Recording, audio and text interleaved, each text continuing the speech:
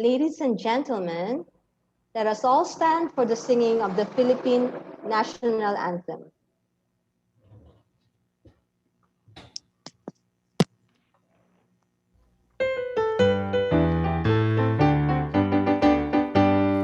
Bayang magiliw, pwes na silanganan, alam ng puso, sa libid mo'y buhay. Lupang linirang, tuwid ka ng magiting, sa manlulupig, di ka pasisiin. Sa lagat at bundok, sa simoy at sa langit mong bakaw, may dilatang tula at awit sa paglayang minamahal. Ang isap ng mataw at may tagumpay na nagniningning, ang bituin at araw niya kailan pa may di magdidilim. Lupa ng araw ng mahati pagsinta, buhay langit sa piling mo. Ang ligaya na pag may mga api, ang mamatay ng dahil sa'yo.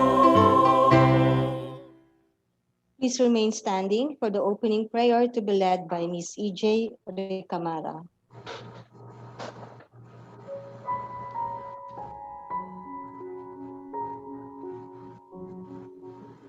Let us put ourselves in the presence of the Lord. Dear Father, we thank you for everyone gathered here now. Thank you that you know each of us by name and have caused us to walk with you. We say that we are dependent on you and our trust is in you completely. As we surrender ourselves in adoration, we welcome you among us today and celebrate the gift of life that you have lavished on each of us. We ask that you would open our ears so that we may hear your voice. Open our minds so that we may receive your eternal wisdom. Open our spirits so that we may know your leading and guidance. And open our hearts so that we may receive your wonderful love. Lord, we thank you for the speakers and facilitators. We pray that you would give them great inspiration as they share with us what you have placed on their heart. We pray that you would fill them with courage and give them your peace. We ask all this in the glorious name of Jesus. Amen.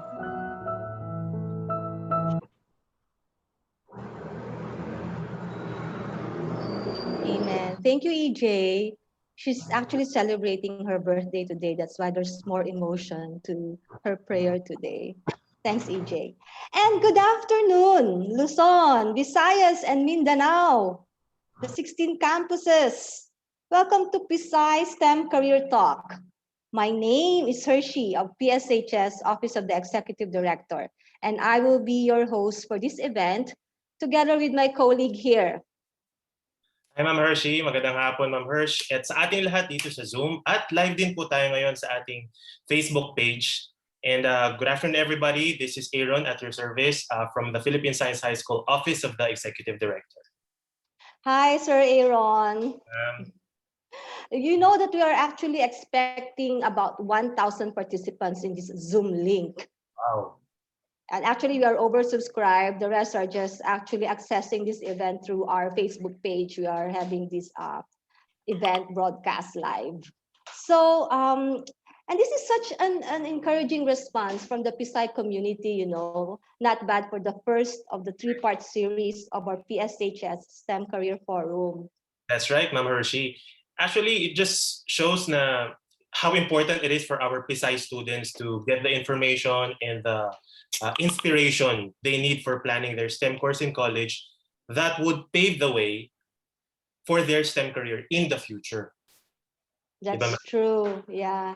And actually, Mom Army, the one monitoring our FB event there, the live broadcast, has just messaged us that there's 240 people now in our Facebook page. Nice, Welcome. Welcome to all of you.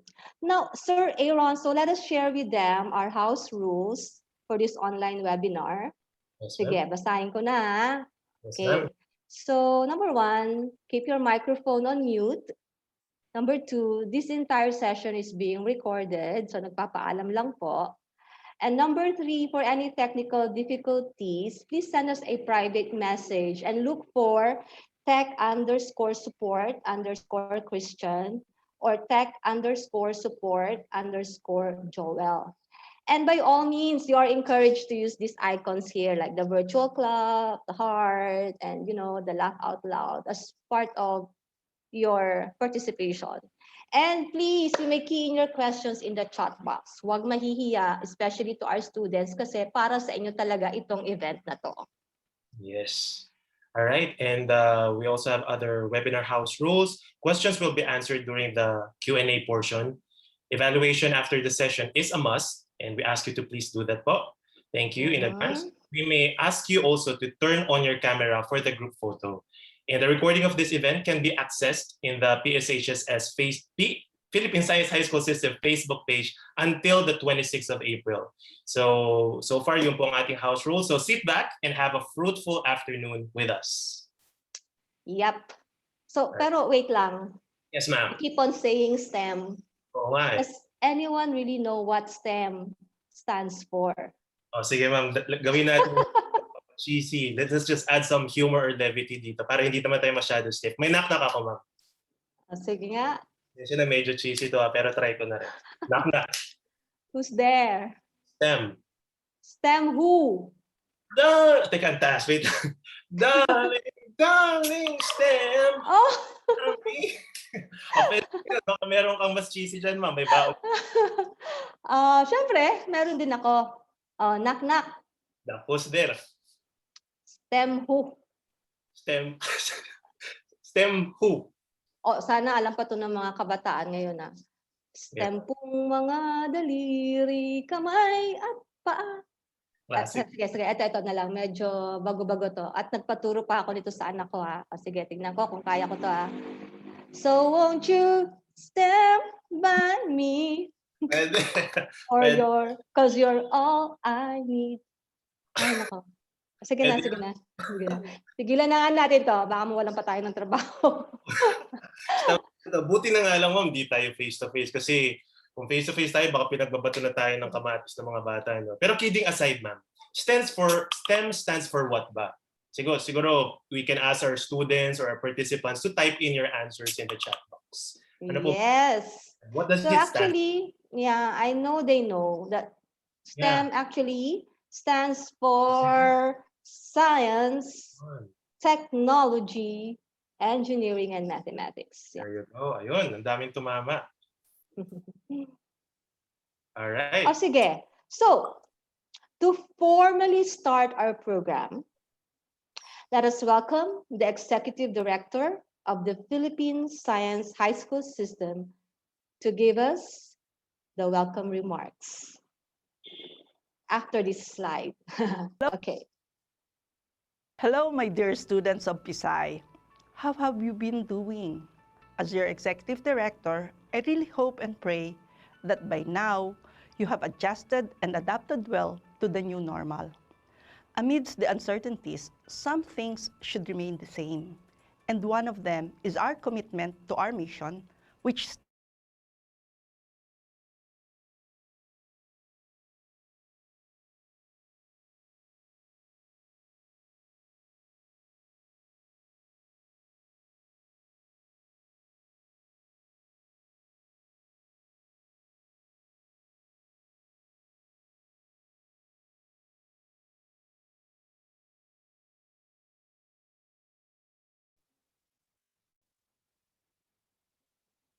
I think we're having a technical difficulty right now. Our audio got cut. So um, can you play that back again? Can you pause that muna, Sir Christian? Wala pa ring audio. Pause Maybe mo muna, Sir Christian. Sige sandali lang po. Please bear with us. Sige. Can you play back, Christian? So hopefully this time may audio na. Sige. I think let's si Sir Joel mag-play.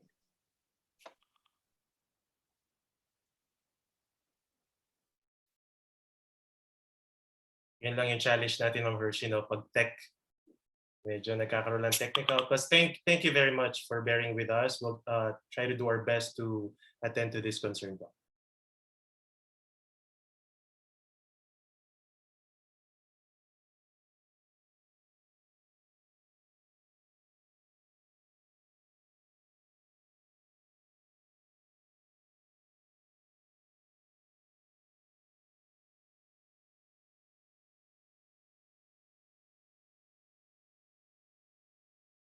Sorry. So let's just check how many are we now in Zoom. So ayan. So I hope that the students can catch up to this event. I think some of them may still be having some classes or prior engagements in their respective campuses. Right. Sige, ma'am, Okay. habang siguro yung technical problem. Ano nga ba tong purpose nitong PisayTalk na to, ma'am? Why are we having this event pala? It's actually to remind them of their commitment Yes. to pursue a STEM course in college and to ultimately for them to actually land a STEM career, to have a STEM career. At saka syempre parang, yeah, I totally agree with you, ma'am, no? Tsaka madagdag ko lang, parang it's also a way for us na mas ma-appreciate ng mga scholars natin. Parang hindi lang sila parang binibigay sa kanila yung STEM, kundi it's an appreciation of the, ayan, I think. Okay, ready na? So sige, let's have our Executive Director, Lilia T. Habacon, for her welcome remarks.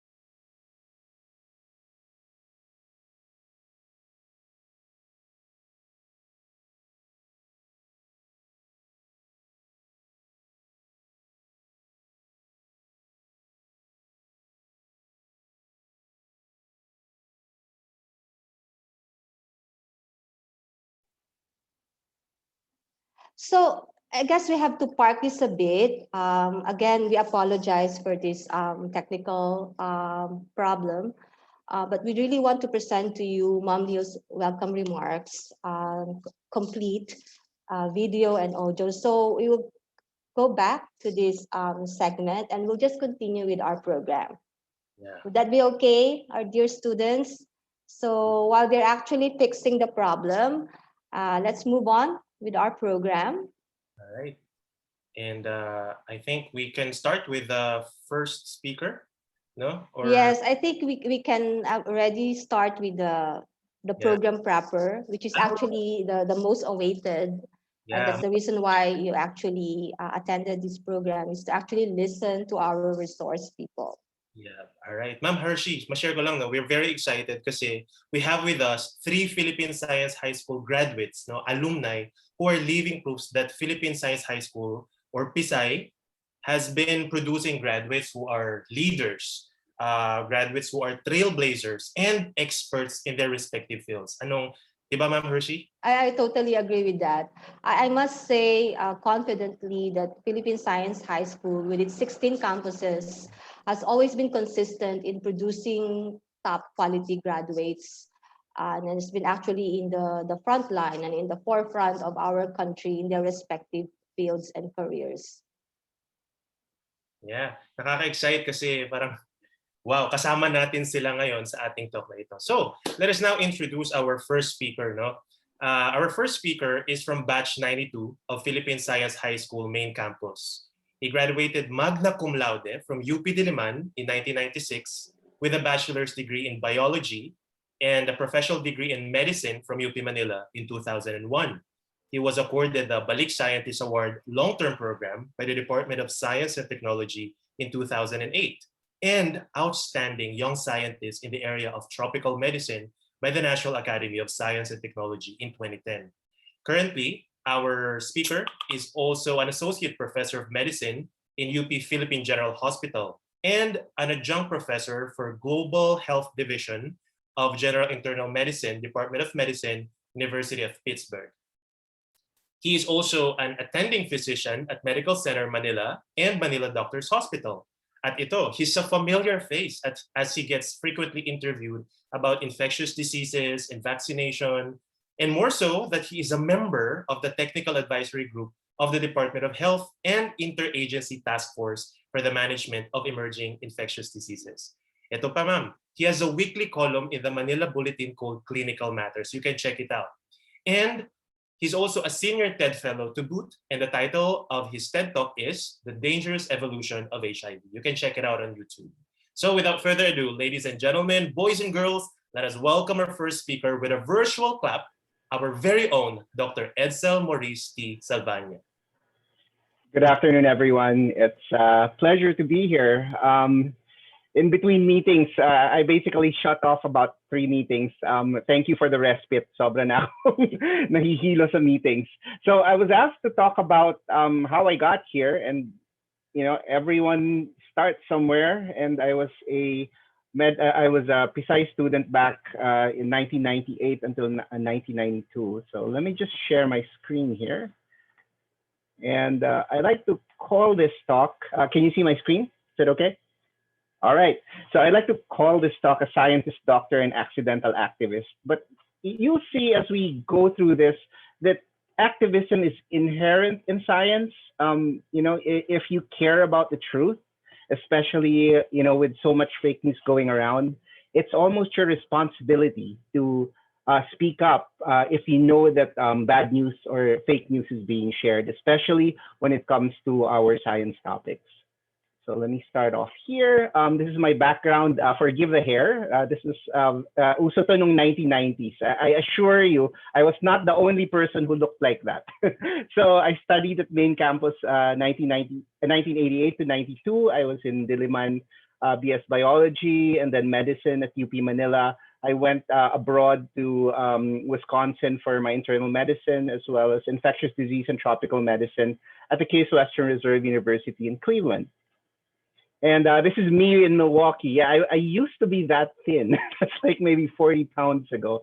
That was me as an internal medicine resident. And the guy in the other picture, his name is Dr. Richard Olds. And he is an infectious disease doctor. But what most people don't realize is he actually worked in the Philippines on a worm called schistosomiasis.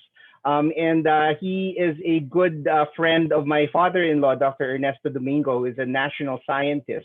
And so it goes back where, I trained in the place where he was chair of medicine at that time. And he's really guided my steps in terms of, going into tropical medicine and going back to the Philippines, where I always say the worms are. I started out as a parasitologist, but, of course, infectious disease includes COVID now and HIV. And so I've ended up in fields that are still related, but they're not necessarily what I started out to look at. These are my infectious disease co-fellows, and you can see infectious disease as a subspecialty in medicine is very, very diverse. In that picture, you have Colombians, Guatemalans, Serbians. So this is probably the most ecumenical or the most international of the fields, because as everybody knows now, you look at the pandemic, it affects every one of us. So when I came home, I was, you know, actually when I was in Cleveland, one of the this is Dr. Michael Lederman, who's one of the bright lights in HIV medicine. And there wasn't much HIV in the Philippines at that time, but I guess he liked me. So he said, why don't you study HIV with me? And I said, there's no HIV in the Philippines. I like worms. So I went and studied with this guy. His name is Jim Kazura. He's like, he used to be president of the American Society for Tropical Medicine and Hygiene, and he's a leading researcher for lymphatic filariasis. So that's what I did. I did my research in lymphatic filariasis, which causes elephantiasis. If you guys have heard of that, it is endemic in the Philippines. People get really big limbs or very big scrotums is the other thing. And that's endemic, especially down south. And that's what I studied as a fellow. Of course, when I came home as a balik scientist, you know, there's a lot of pressure. If some of you know that the journal Science is like Time magazine for scientists.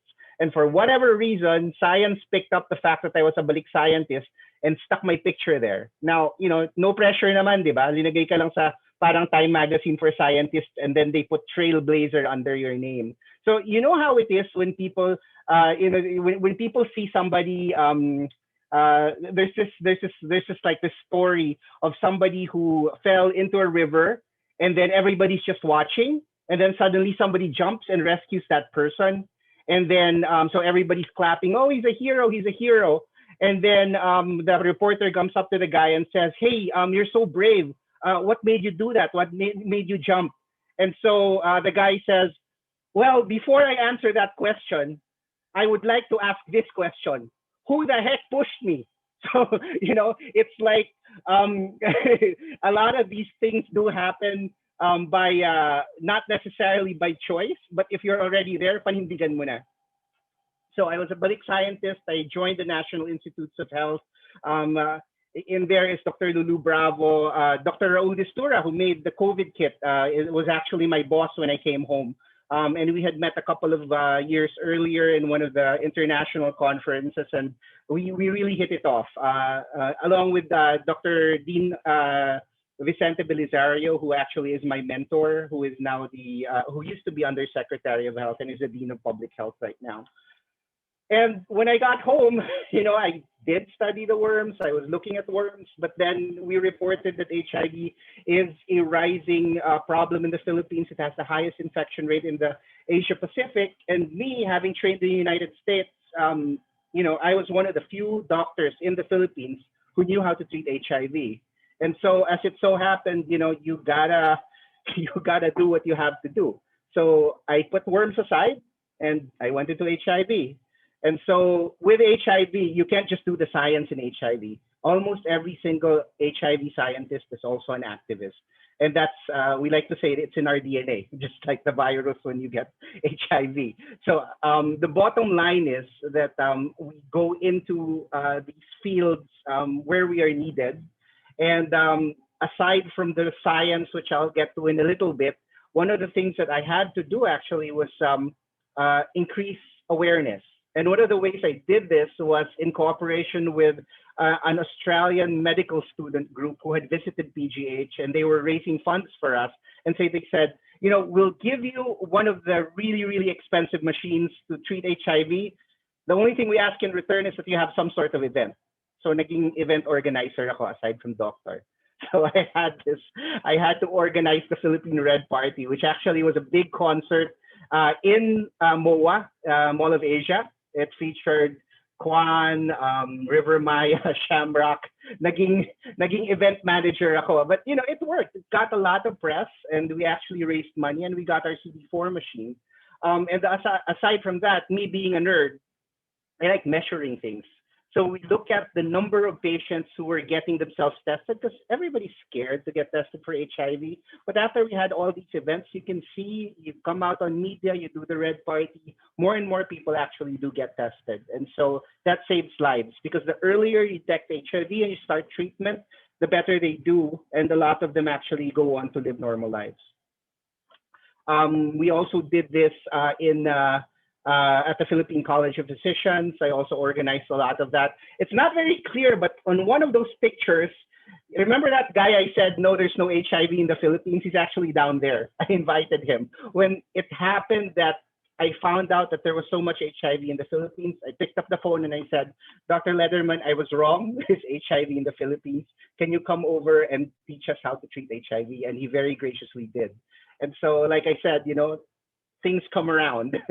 And so some of the research that we generated, which has really kind of changed the way that we look at HIV here in the Philippines, is that our laboratory found out that the molecular epidemiology of HIV in the Philippines has changed. There are about 12 major subtypes of HIV, and we had originally been subtype B, which is similar to what it is in the United States and Europe. And at some point, we had actually shifted over to a circulating recombinant form that is more common in Thailand. And because this is not something that's well studied, because it doesn't really happen in the rich countries, we had to do our own research. And this is why it's really, really important for us to have the skills to do these things. Tingnan mo yung sa Philippine Genome Center right now, we're looking at our own COVID genomes. This was the start of it. We were trying to capacitate the Philippines to be able to do molecular epidemiology of different kinds of viruses. And HIV among the RNA viruses is the fastest mutating one. And so you expect that it's very messy. Even before everyone had heard of variants, we were talking about subtypes in HIV, circulating recombinant forms, quasi-species, which are different mutated viruses in one person. And so in a way, even the HIV work that we did early on is now being taken advantage of while we're doing COVID, because we have these machines, we know how to analyze them. By the way, if somebody wants to be a bioinformatics person, that's really, really in demand right now, because it generates so much data from these genomes that we have to be able to analyze them. And that's a really, really hot field. Molecular bioinformatics is one of the things that we really, really want in our laboratory if you want a job. The other thing is that we're able to define that what's going on in the Philippines, which connects the molecular stuff to the clinical stuff. What does it mean that the subtype in the Philippines has changed from subtype B to CRFAE? It has implications on how people respond to medication. What happens? Should we be using what the rich countries say we should be using when we haven't really very well studied what's going on here? And it turns out that some of the medications that they use there are not ideal for us to use here. And that's really important, because if you do not treat patients properly at the start for HIV, they can die or they fail their treatment. So having a national pool of scientists who can do these things has implications on how well Filipinos will live and how many Filipinos will die, because we're not studying something that may actually be different compared to what the other countries are looking at. It's very, very important to have our own scientists and our own research, because we're not a priority for these richer countries. Of course, they will look at their own. So it's very, very important for everyone who's listening here that consider having a science career here in the Philippines, because we really, really need you, and we really, really need local studies to make sure that it's not just the rich countries that are dictating what we're supposed to be doing because we don't have any data.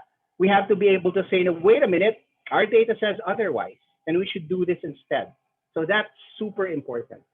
Some of you may have heard of something called deep sequencing or next generation sequencing.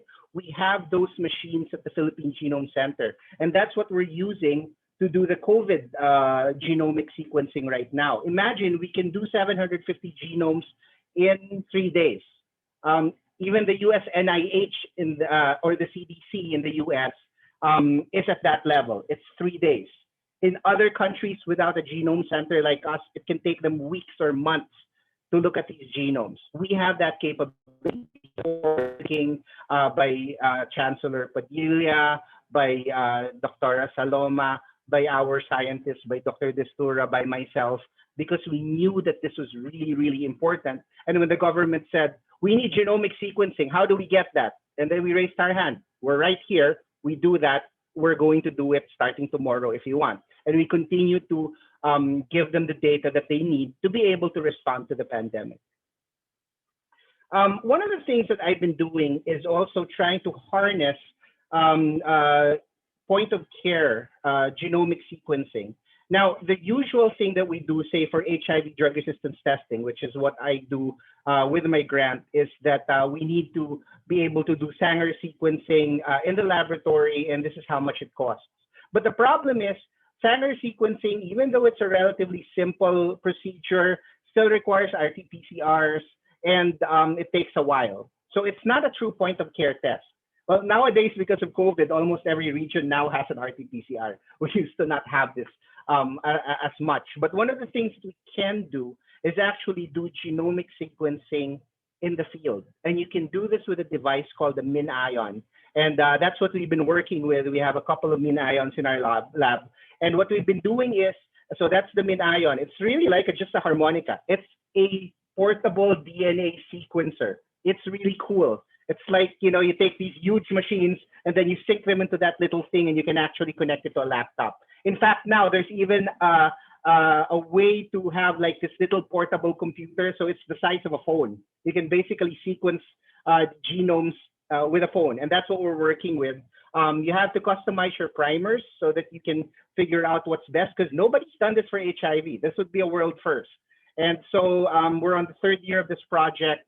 And that's what we've been doing. And hopefully in a couple of years, we'll have something that we can show not just the Philippines, but the world, that we can actually detect drug resistance in HIV in the field, not with a molecular lab, not having to have specialized molecular biologists, but having this instrument and telling people, this is the kind of medication we're going to start you because you're already resistant to this drug or this drug, as opposed to putting them on that drug for HIV and they're already resistant and you won't find out for 3 or 6 months, which can have a major impact on their health.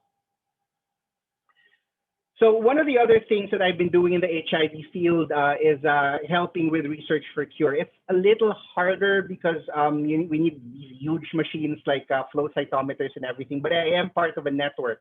And I am a Research for Cure Academy Fellow from the International AIDS Society. The guy down there is Timothy Ray Brown. And for those of you who don't know Timothy Ray Brown, he was the first person ever cured of HIV.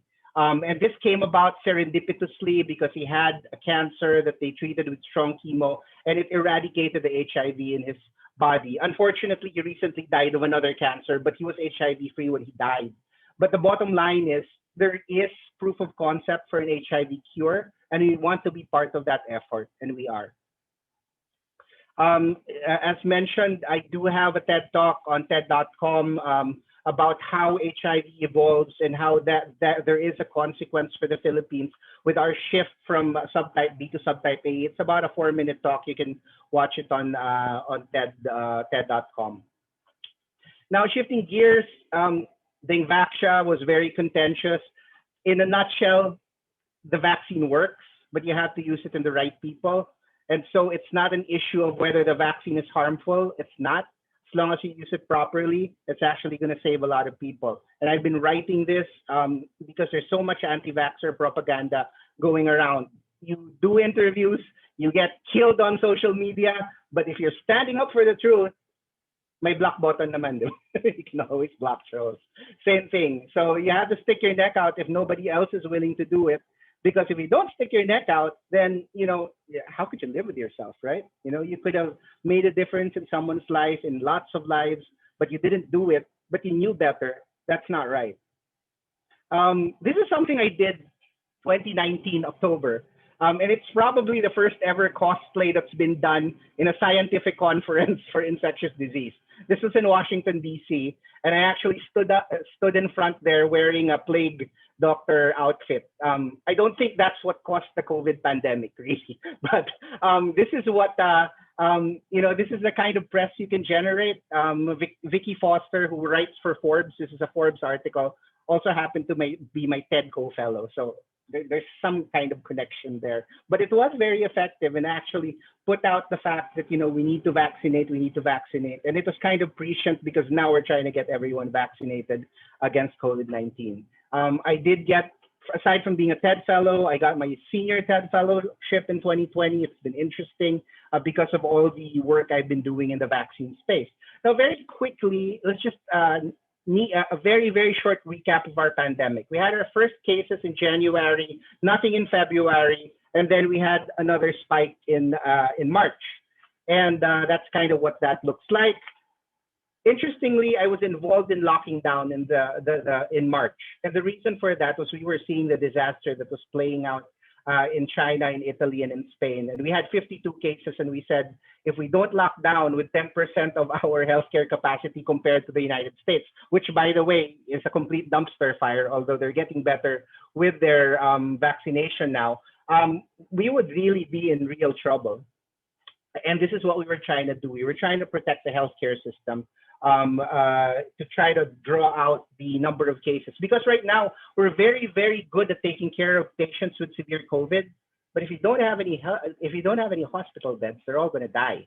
So that's what we're trying to do. We're trying to keep the healthcare system alive until we can basically vaccinate everyone. And we want to make sure that everyone with severe disease gets care. Now, interestingly, there is a genomic story to this. So those January cases were lineage A and B, the 3 Chinese cases. The question was there hidden transmission in February? And the answer is no, because the March cases were all lineage B6, which is from India and Singapore. So we were actually able to contain the January cases. Unfortunately, the March cases came from somewhere else. Remember, we already had the Chinese ban at that time. So this containment works, but it's coming from everywhere. I mean, even New Zealand has had more than 270 introductions. It's virtually impossible to keep it completely out because it's really the nature of the beast. It's an infectious disease. Sometimes it doesn't really, you can't really detect it very well. And so that's what you have to deal with. And then in June, we had the introduction of the B614G mutation, which was B.1 and B.1.1, which is 3 to 9 times more infectious, coupled with the fact that we were opening up at that time, and you saw the surge in August. And now, of course, we're in another surge. This is just more data about the B614G shifting to G614G completely, and it's a real problem because it is more transmissible. Okay, let me see, just a few more slides here. So the bottom line is there was no evidence of hidden transmission from January to March. There were multiple introductions. There continues to be introductions. We have our UK variant. We have our South African variant. We have our P1, which is a Brazil variant, and of course our own P3, which you can study more. We actually have papers out on that right now. And the reasons for the surge, maybe pandemic fatigue. Of course, we have new variants, but it's still about 8 to 10% of our total genome. So what's really driving this is, unfortunately, people are getting careless again. And it's also something we expect as we open up the economy. So this is just the preprint for the P3. It is an official variant under investigation, not necessarily of concern. And it's been described. It's the first international variant that was first described in the Philippines. I did get my vaccination. I was number 2 officially, and it will protect me from severe disease. And so, just to kind of wind down here, if I can get my screen here. Yeah. So, I mean, I'm a molecular biologist in terms of the institute that I run at the NIH, but I'm also a clinician. I see patients, and I also teach infectious disease fellows to train them. But whatever it is, I advise the government on policy. At the end of the day, I see patients every single day, and this is what doctors really have to do. We are the only thing that stands between COVID-19 and the Filipino people. And in my case, that's a triple burden because I advise the government and I also run the labs, and I'm also part of the variants group that's keeping an eye on these. But we really, really have to put our neck out. Unfortunately, if you don't have a strong heart, or you don't have you're not able to deal with stress, science is not for you, because we expect our PSI graduates to be able to go out there and make a difference. So these are my take-home messages. Certainly do what you love. I started out with worms, but I ended up with HIV and COVID and even influenza for a little bit. You can try lots of stuff, eventually focus on a few things and be really, really good at it. You have to stand up for science. It may sometimes hurt, but you will never go wrong. But we need everybody to do that, because natatalo tayo sa anti-vaxxers, natatalo tayo sa pseudoscientists, and it has real harm if we don't stand up for it. And then learn to see science as part of the big picture. I mean, we should not be in our ivory towers anymore, because we have to take an active part in the world in terms of, you can't just say, oh, this is what it looks like. You have to be able to translate what the science that you did means, and let people understand that this is important, and that you should listen to me because I know what I'm talking about, and don't listen to the other guy, because that has absolutely no scientific basis.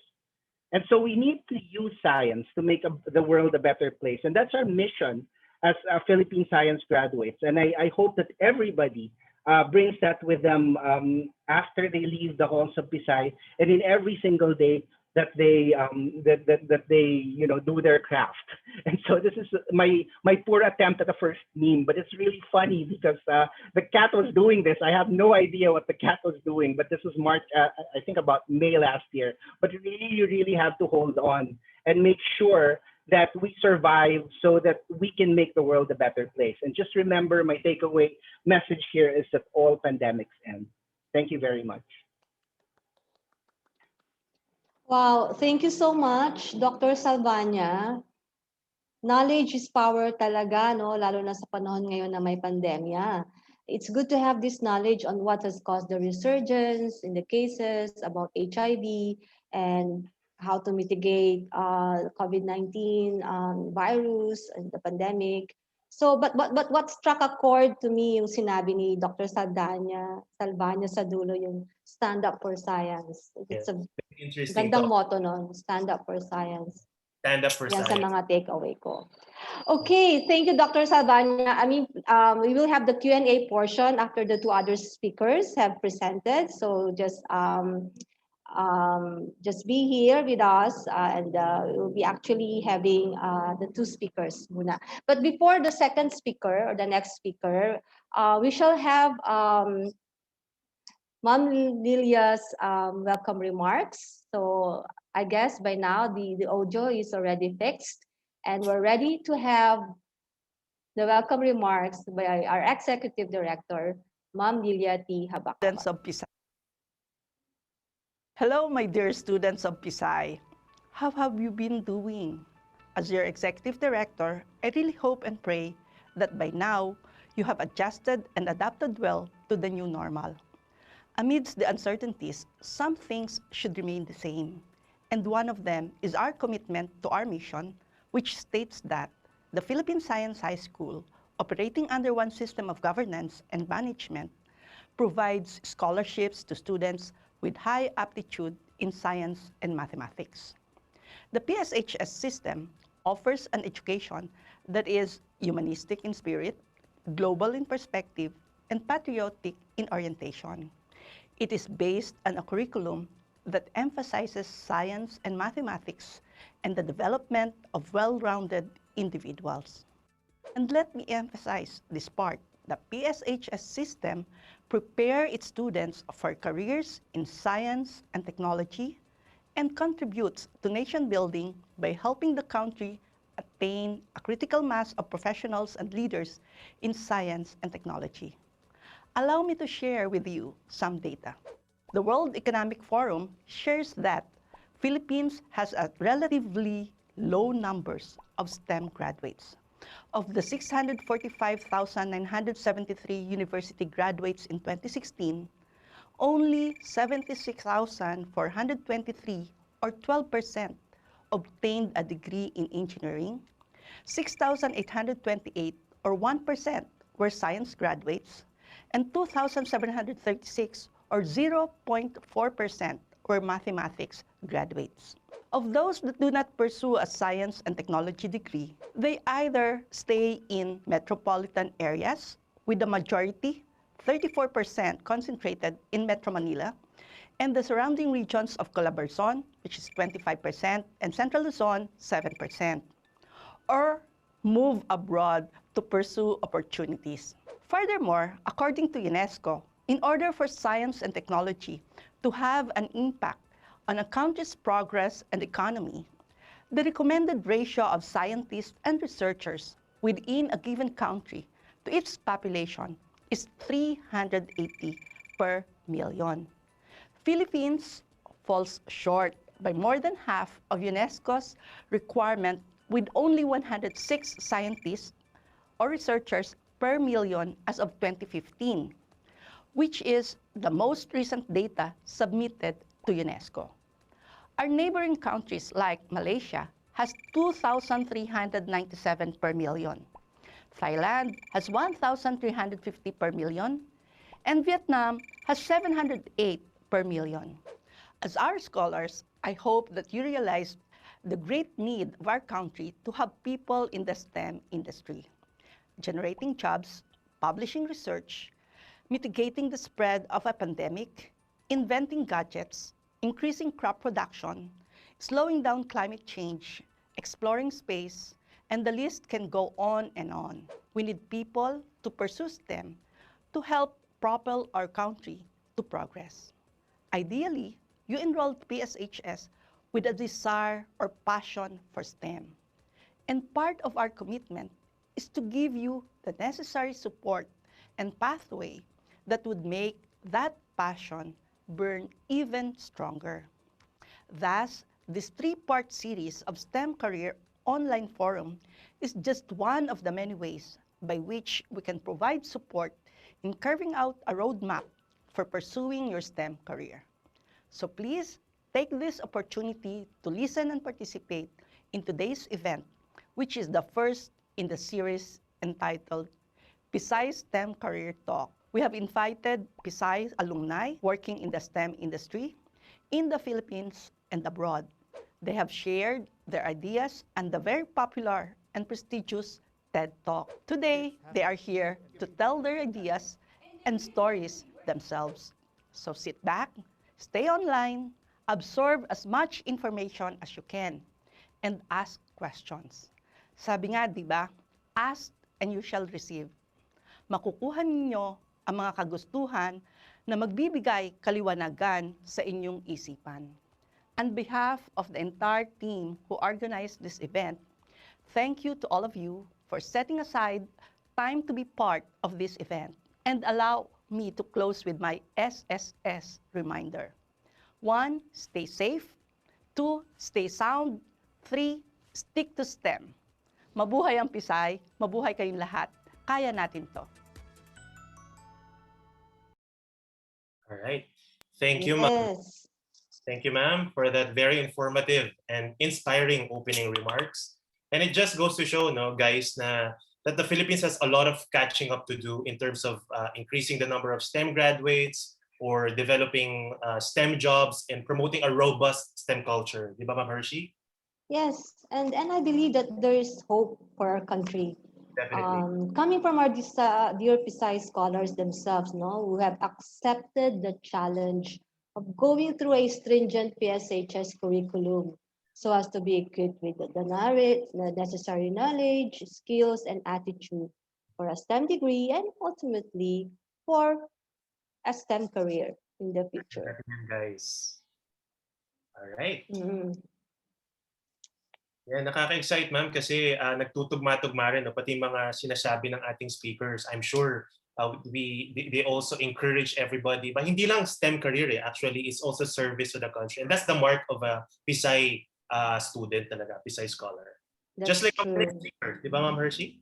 Oo nga eh. So actually, nasimulan na natin yung ating first speaker. Ituloy na natin ngayon ang ating presentation. Okay? So, sige. Let me introduce our second speaker. Our next speaker belongs to batch 2001 of Philippine Science High School main campus. She graduated summa cum laude with a bachelor's degree in physics from the Ateneo de Manila University in 2005 and finished her Doctor of Philosophy, Astrophysics from Princeton University, New Jersey, USA in 2011. In 2010, she shocked the global scientific community when she, together with her colleagues in Princeton University, proved Einstein's theory of relativity in a cosmic scale in a study entitled Confirmation of General Relativity on Large Scales from Weak Lensing and Galaxy Velocities. She's conferred the Gawad Lagablab Award by the Philippine Science High School National Alumni Association in 2015.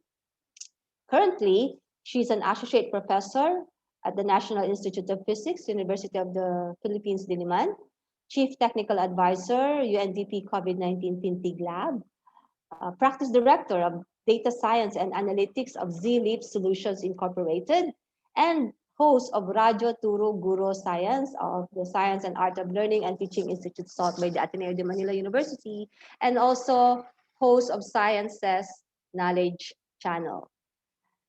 She's also been a TEDx Talk presenter with topics entitled Things That Matter and What If Science Is Not Intimidating.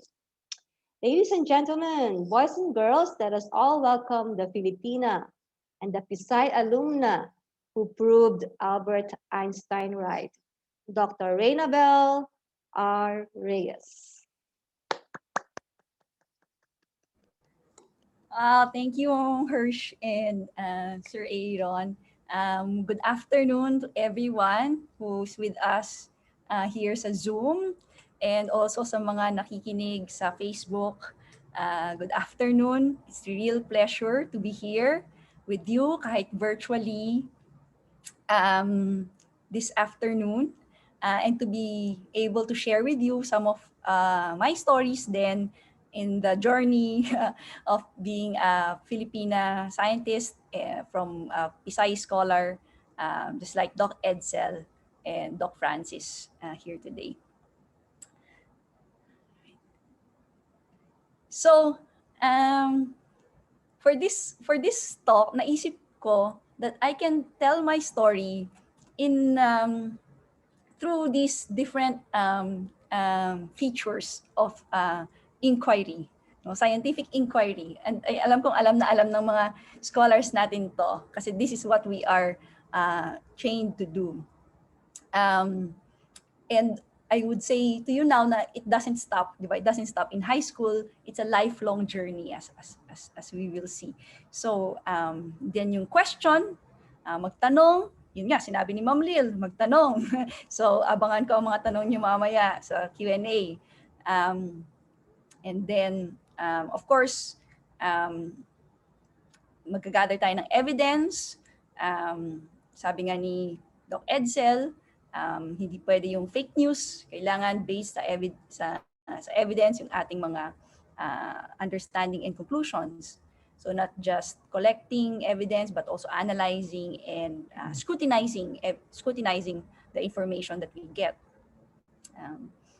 And then with this, we can now explain the world, explain the pandemic, diba? Explain what's happening around us. It's a very powerful skill and a very powerful thing that we can use for ourselves and for others.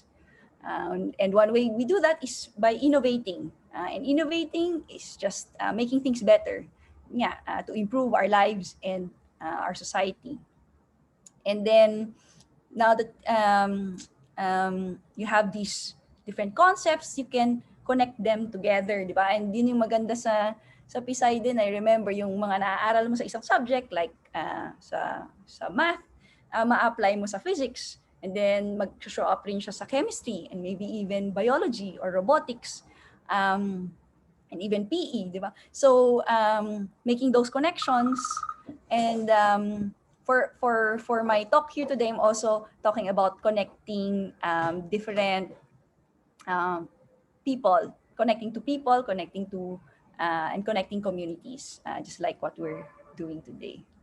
And finally, you communicate what you learned, what you understood, And by doing so, you deepen actually your understanding, and then you're able to teach or influence others. So I hope from here pa lang nakikita nyo na yung parallels with Doc Edsel's talk. But I'm going to share, of course, my version of my life story. Right. So first, the journey starts. Of course, it starts before this, pero I really think my yung parang serious journey as a scientist started at PISAY. This is our class picture, first year diamond, yung mga diamond dyan. So grade, so yan yung grade 7 ngayon, no?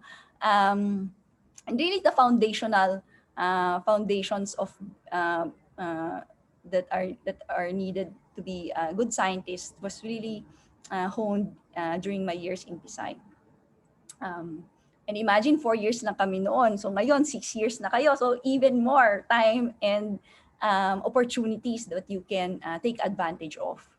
So definitely, I appreciated my teachers and my classmates for for allowing us to ask questions, and not just to ask questions now haphazardly, but actually refining that, no, di ba? Asking questions in a sound way, di ba? In a scientific way even, and eventually in well-posed questions that actually lead to good research. And that led to the later journey and who I am today.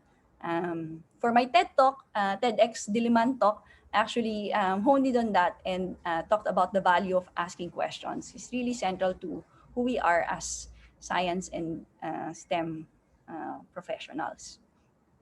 I guess I would also shout out na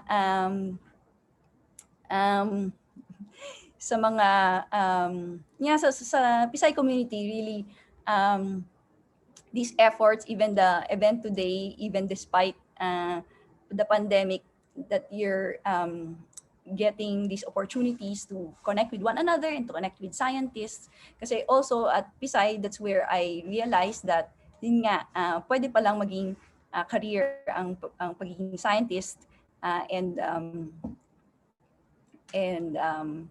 found mentors who guided me as well in this path. And I hope that you will also, I'm sure that you will also find yours, kasi you're in good hands, kasi you're already within a good community for guiding you for that. Yeah. All right, so that led to, as you probably know by now, and as I learned in high school, that the journey of scientists actually goes through, of course, college and then graduate school. So kung dito sa high school nangyari ang foundations, yung talagang, I would say, training for being professional scientist happened during my PhD.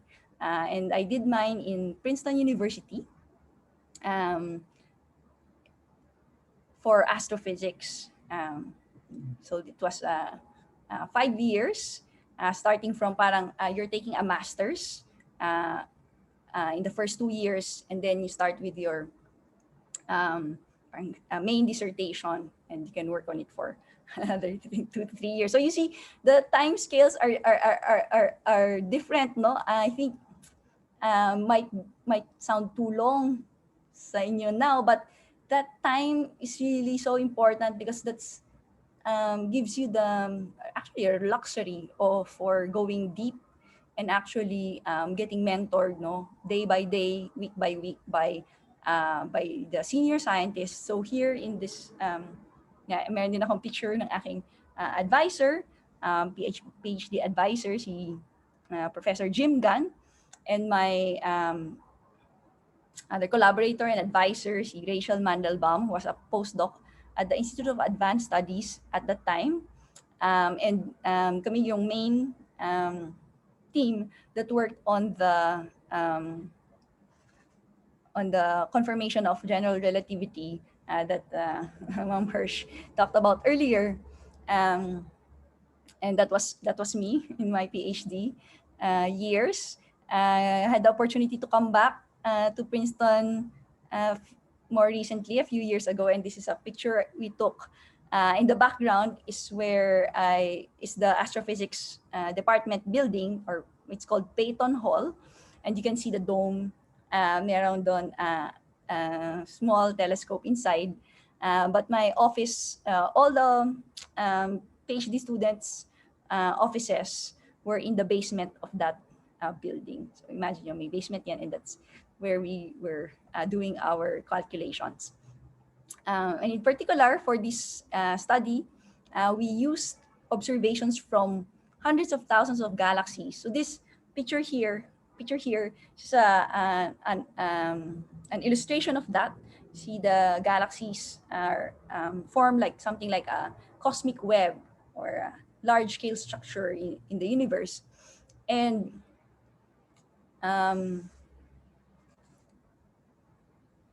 an effect of general relativity is that mass bends light, and this mass bends the light coming from the galaxies that are behind or farther away. So in this picture, yun nasa left, and as the light passes through this large-scale structure, the light is bent, and the shapes of the galaxies are squished. And we observe that in our telescopes here on Earth, and we are able to make those measurements and use that as evidence, and of course apply our scientific models and calculations to measure not to measure all the matter that's that's in this cosmic web. Most of it is dark matter, and that's why it's hard to measure, because it's dark. It doesn't emit light. But this effect, this gravitational lensing effect, that light is bent by mass, is one of our probes to measure this dark matter. And so by doing that and doing these calculations in the basement of that building over a period of many, many months, we're able to do this test, measure this probe of gravity, and show that it's actually consistent. It actually matches the prediction of Einstein's theory of general relativity. And that's one of the real, parang eureka moments, or eureka moments and joys of being a scientist, when you collect all this evidence, all this data, do your analysis, work on your code, and hopefully nakaka-relate yung mga research project dyan. Diba, it takes time, put in a lot of work. If something doesn't work, you try something else. But slowly and slowly, you get to closer and closer to your goal. And then you get your key results, and you're able to share it with your colleagues and eventually share it with the world. So that's part of my, scientific journey here.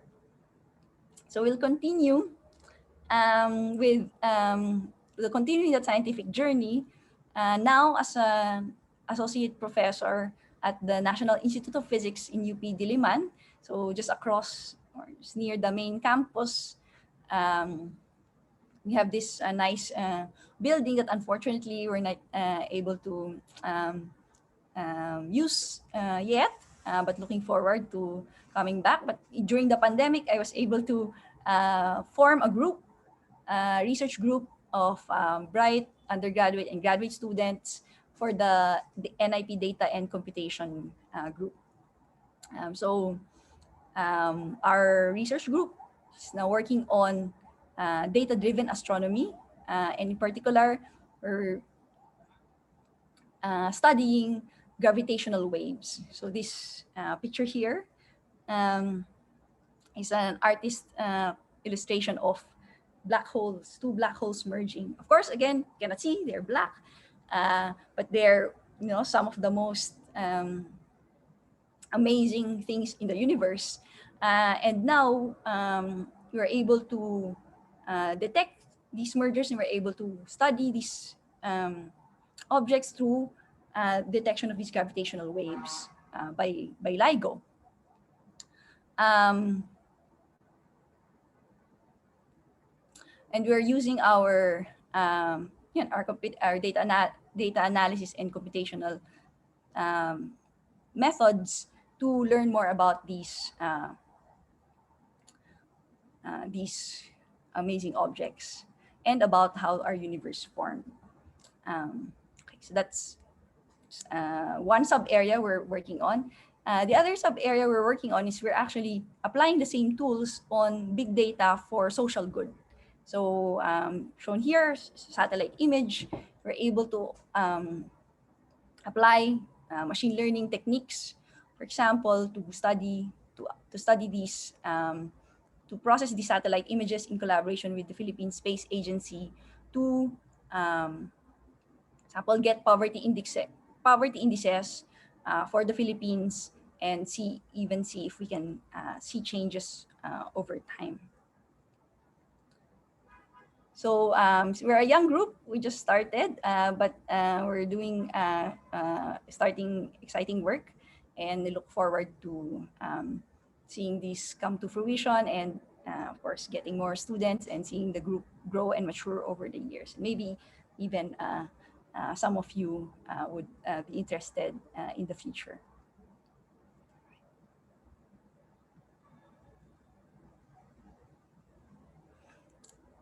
Okay. At the same time that I have a professor hat, I also have a hat as a data science consultant. So maybe by now you've heard of the term data scientist. So it's a profession for people who have the specialization of collecting, analyzing, making use of data, using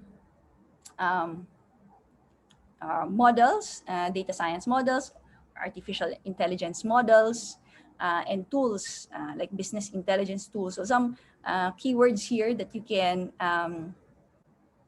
familiarize yourself with, even Google if you want to learn more.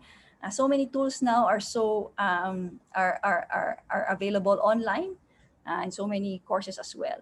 So, but the heart of the matter here is actually working with different organizations from the private sector, public sector, and development sector, so that they can use this data. You see the cycle here. Data, we analyze the data, get insights that lead to decisions. And this is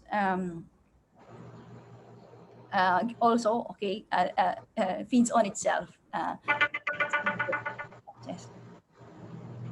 So as part of the UNDP COVID-19 Pintig Lab, we support data governance and business data dashboards of DOH and IATF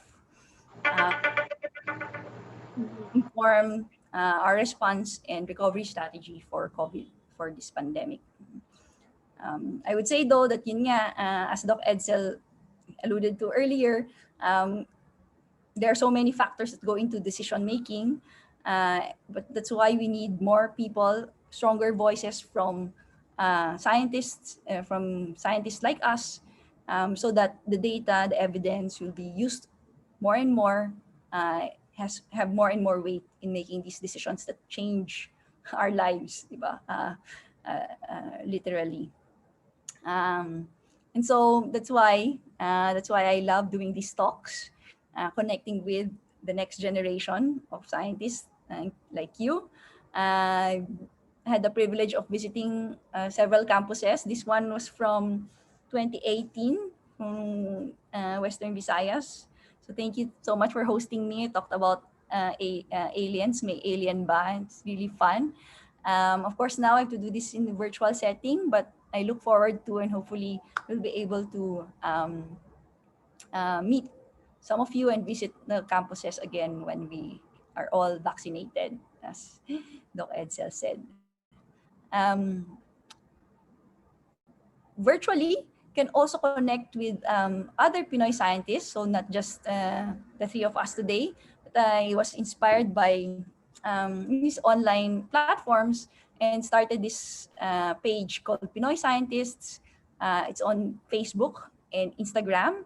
So everyone is invited to join if you have not yet. There's a guest scientist that takes over the page every week. And so from different diverse fields, because science is so big, and as you can see, the journeys are so diverse, and you can thread your own, and you can learn and even ask questions and interact with the scientists who are taking over that week. And also, yeah, looking forward to, and hopefully we're still there. The platform is still there in the future when you become scientists, full-blown professional scientists yourselves.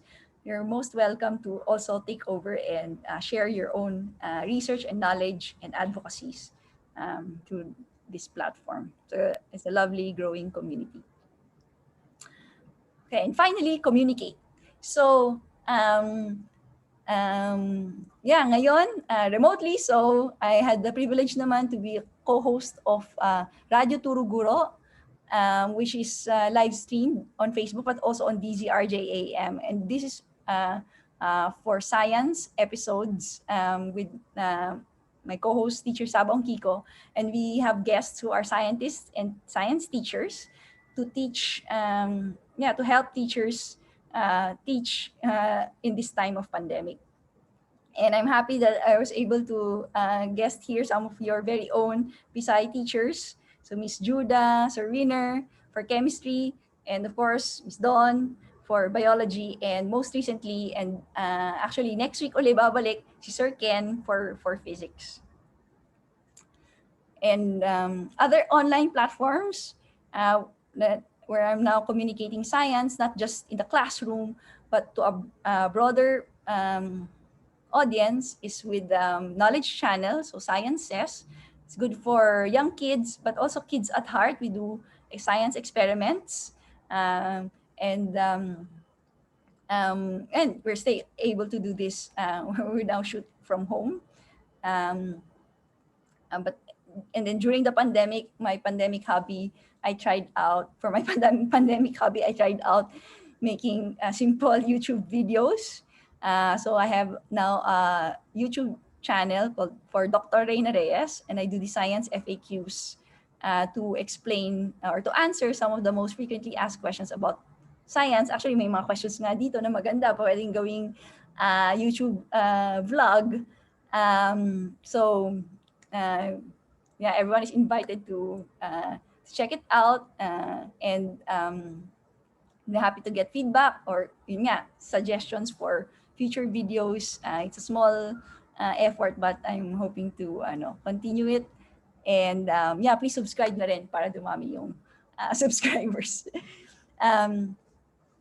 So yeah, we'll end here. I think I would say nga that the life of science is always interesting and always fulfilling. You don't know where you'll end up when you start, but yun nga, with a strong foundation, you can build on it as you just continue to innovate, connect, and communicate with others and collaborate with others.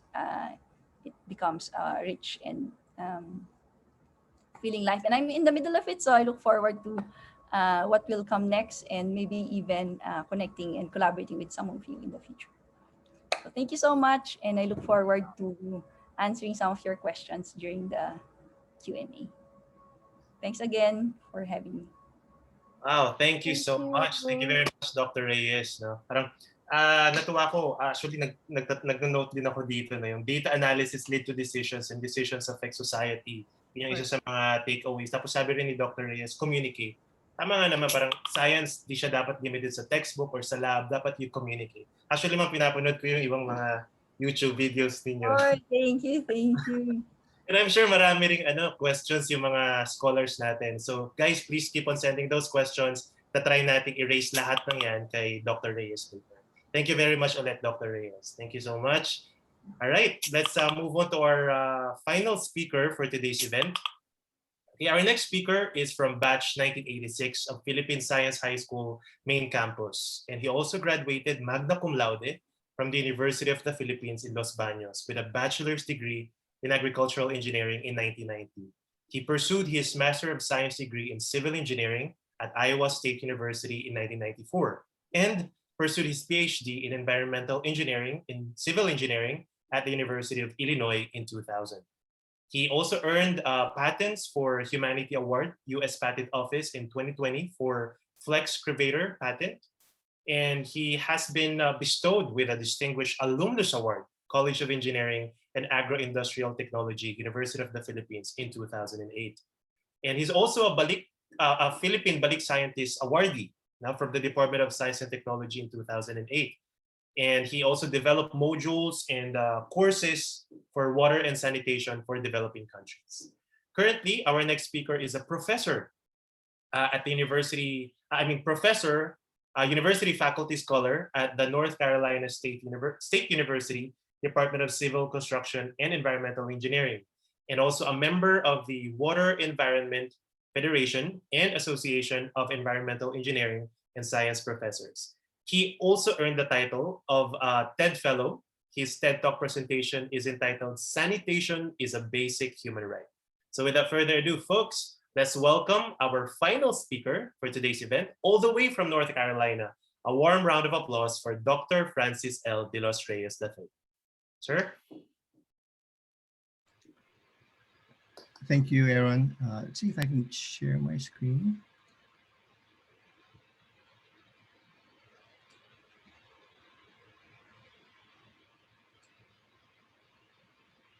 I want to make sure.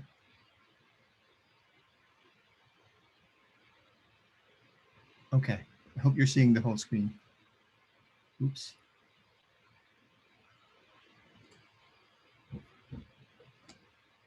Sorry, just a second.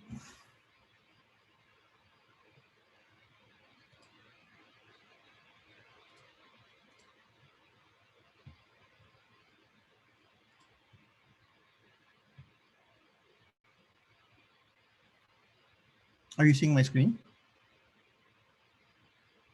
We can see it, sir. Yeah, you can see it? We can't see it right now po. Oh, okay, sorry. Kanina po, sir, nag-flash na po. Okay, let's see.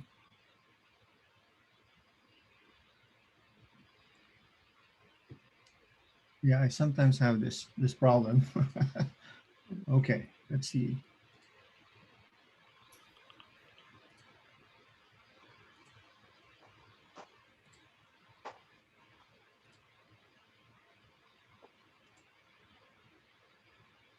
There you go. We can see your slides now, although it's not yet in a slide presentation mode, but we can see your slides now. Maybe you can set it in full view po. If, Yeah, I'm trying to. ay, nawala po ulit. Okay, sandali ha. Yes. No problem po. It's okay, sir. No problem, sir. Just change something real quick here.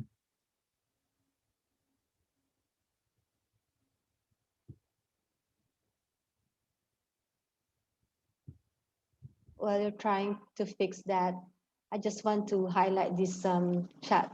One of the students said, "Oh, it's the cool echo guy I like to read about." Yeah. That's you, Dr. Francis. Oh, thank you. Yeah, right you now. have you have a cool. following here in the Philippines. I'm having issues. Don't worry, you're still cool. I hope this is gonna work. There you go. Okay. So now, if I go to Maybe view. yeah, see it. Let me just go to A slideshow.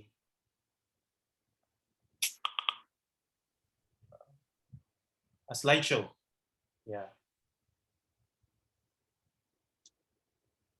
Maybe if that'll help. it's still not working. Even Let's if see. you click slideshow po. Yeah, even if I do slides. Hold on. This may be fine, sir. I think that this will do. Clear naman din po yung screen. Oh, I know what's going on. I gotta go to my other. Ay, nawala ulit. Sandali ah. No problem. Yeah, the challenges of technology minsan. You know, you'd think that with all the practice I've had, I could do this. Same here. We've been doing a lot of dry runs, and still, in the end, we're still caught by the web of the internet instability. Okay. Alam mo kasi 1 o'clock na, let's say 2:20 in the morning na rito. So I want to make sure. Hold on.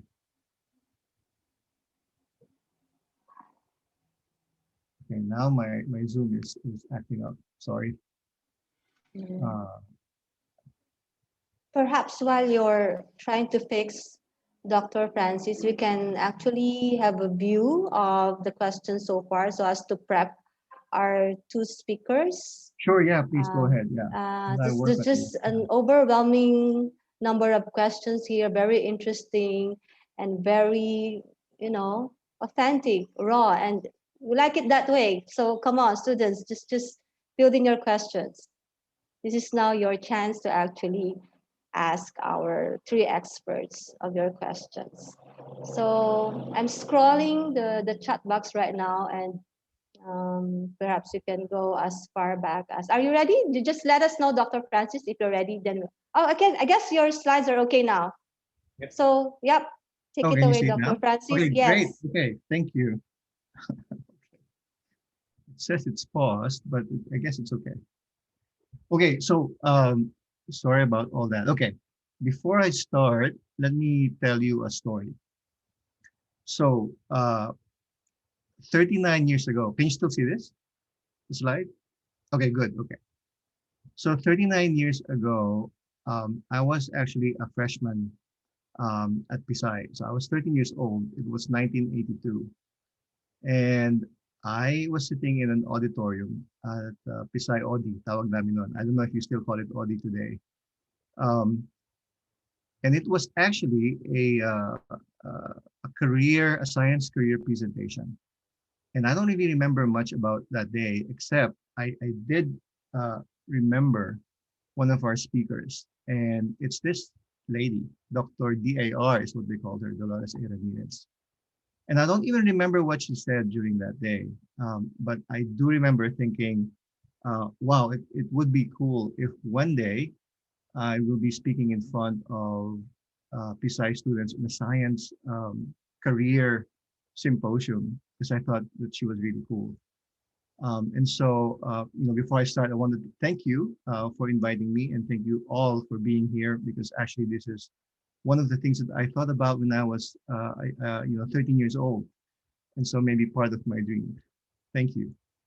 Okay, so now I want to talk about something that I'm really, really interested in, and this is one of my, most favorite things, to think about. And this is the toilet, right? This is the toilet at our house, and it's one of my favorite rooms. And I actually go around the world in all my research trips, and I take pictures of toilets all over the world.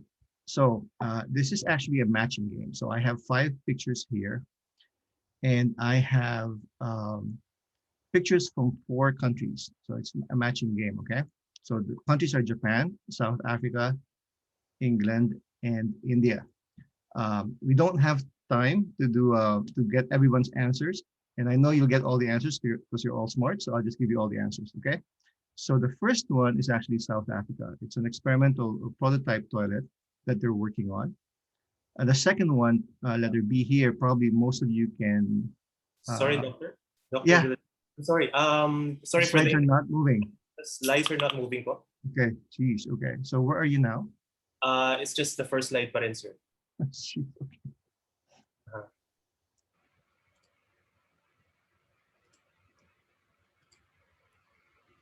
There you go.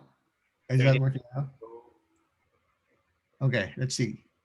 So that's okay. So now it's moving, right? Okay, thanks. Okay, so this is the picture of the toilet that I was telling you about, and then these are the 5 pictures that I was showing earlier to myself. So 5 pictures from 4 countries: so Japan, South Africa, England, and India. So again, it's a matching game. and I'll just show you the answers, right? So A is actually South Africa. So 5 pictures for that. So Japan, South Africa. Okay, are we good?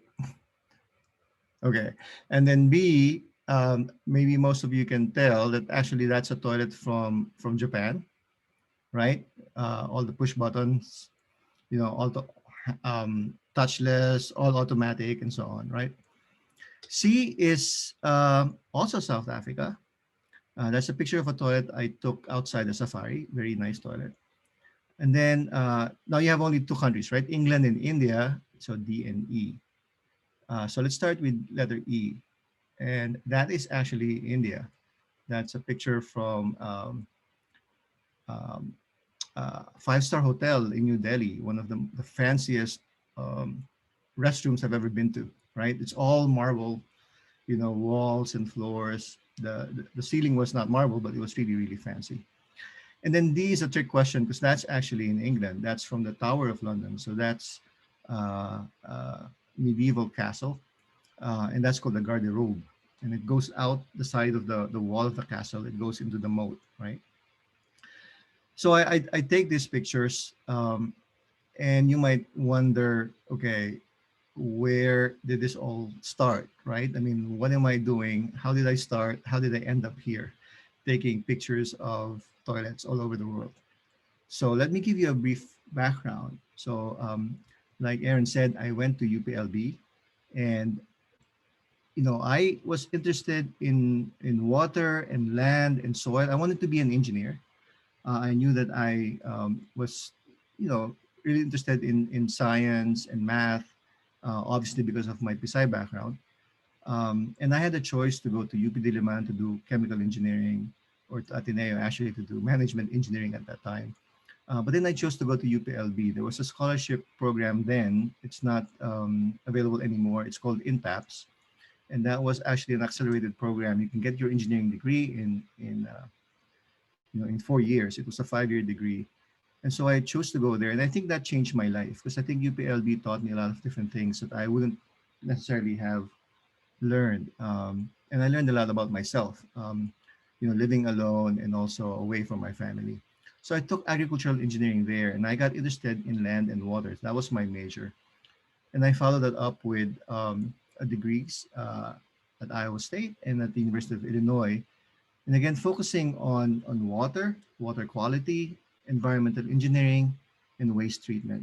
So it was really a journey that in the beginning I didn't know where it would go, right? So like everybody else, like Dr. Reyes and Dr. Salvaña said, they started somewhere, but they didn't really know that it was gonna end up where they are right now. So that's really what happened, and I became trained and became an expert in wastewater treatment, basically designing wastewater treatment plants. We take industrial water, we take wastewater from houses, and you treat them in these giant wastewater treatment plants. And you design them as an engineer and you study them. And so I became an expert in this area. And so with this talk, what I'm going to do is I'm going to intersperse some of the insights that I learned along the way. So this is the first insight, insight one. And you can summarize this as be so good that the world can't ignore you. So be so good that they can't ignore you. So what does that mean? It means that you actually are very, very skilled and have expertise in an area that is, rare and valuable, in a unique area. And how does this happen? It happens with training. It happens with really hard work, right?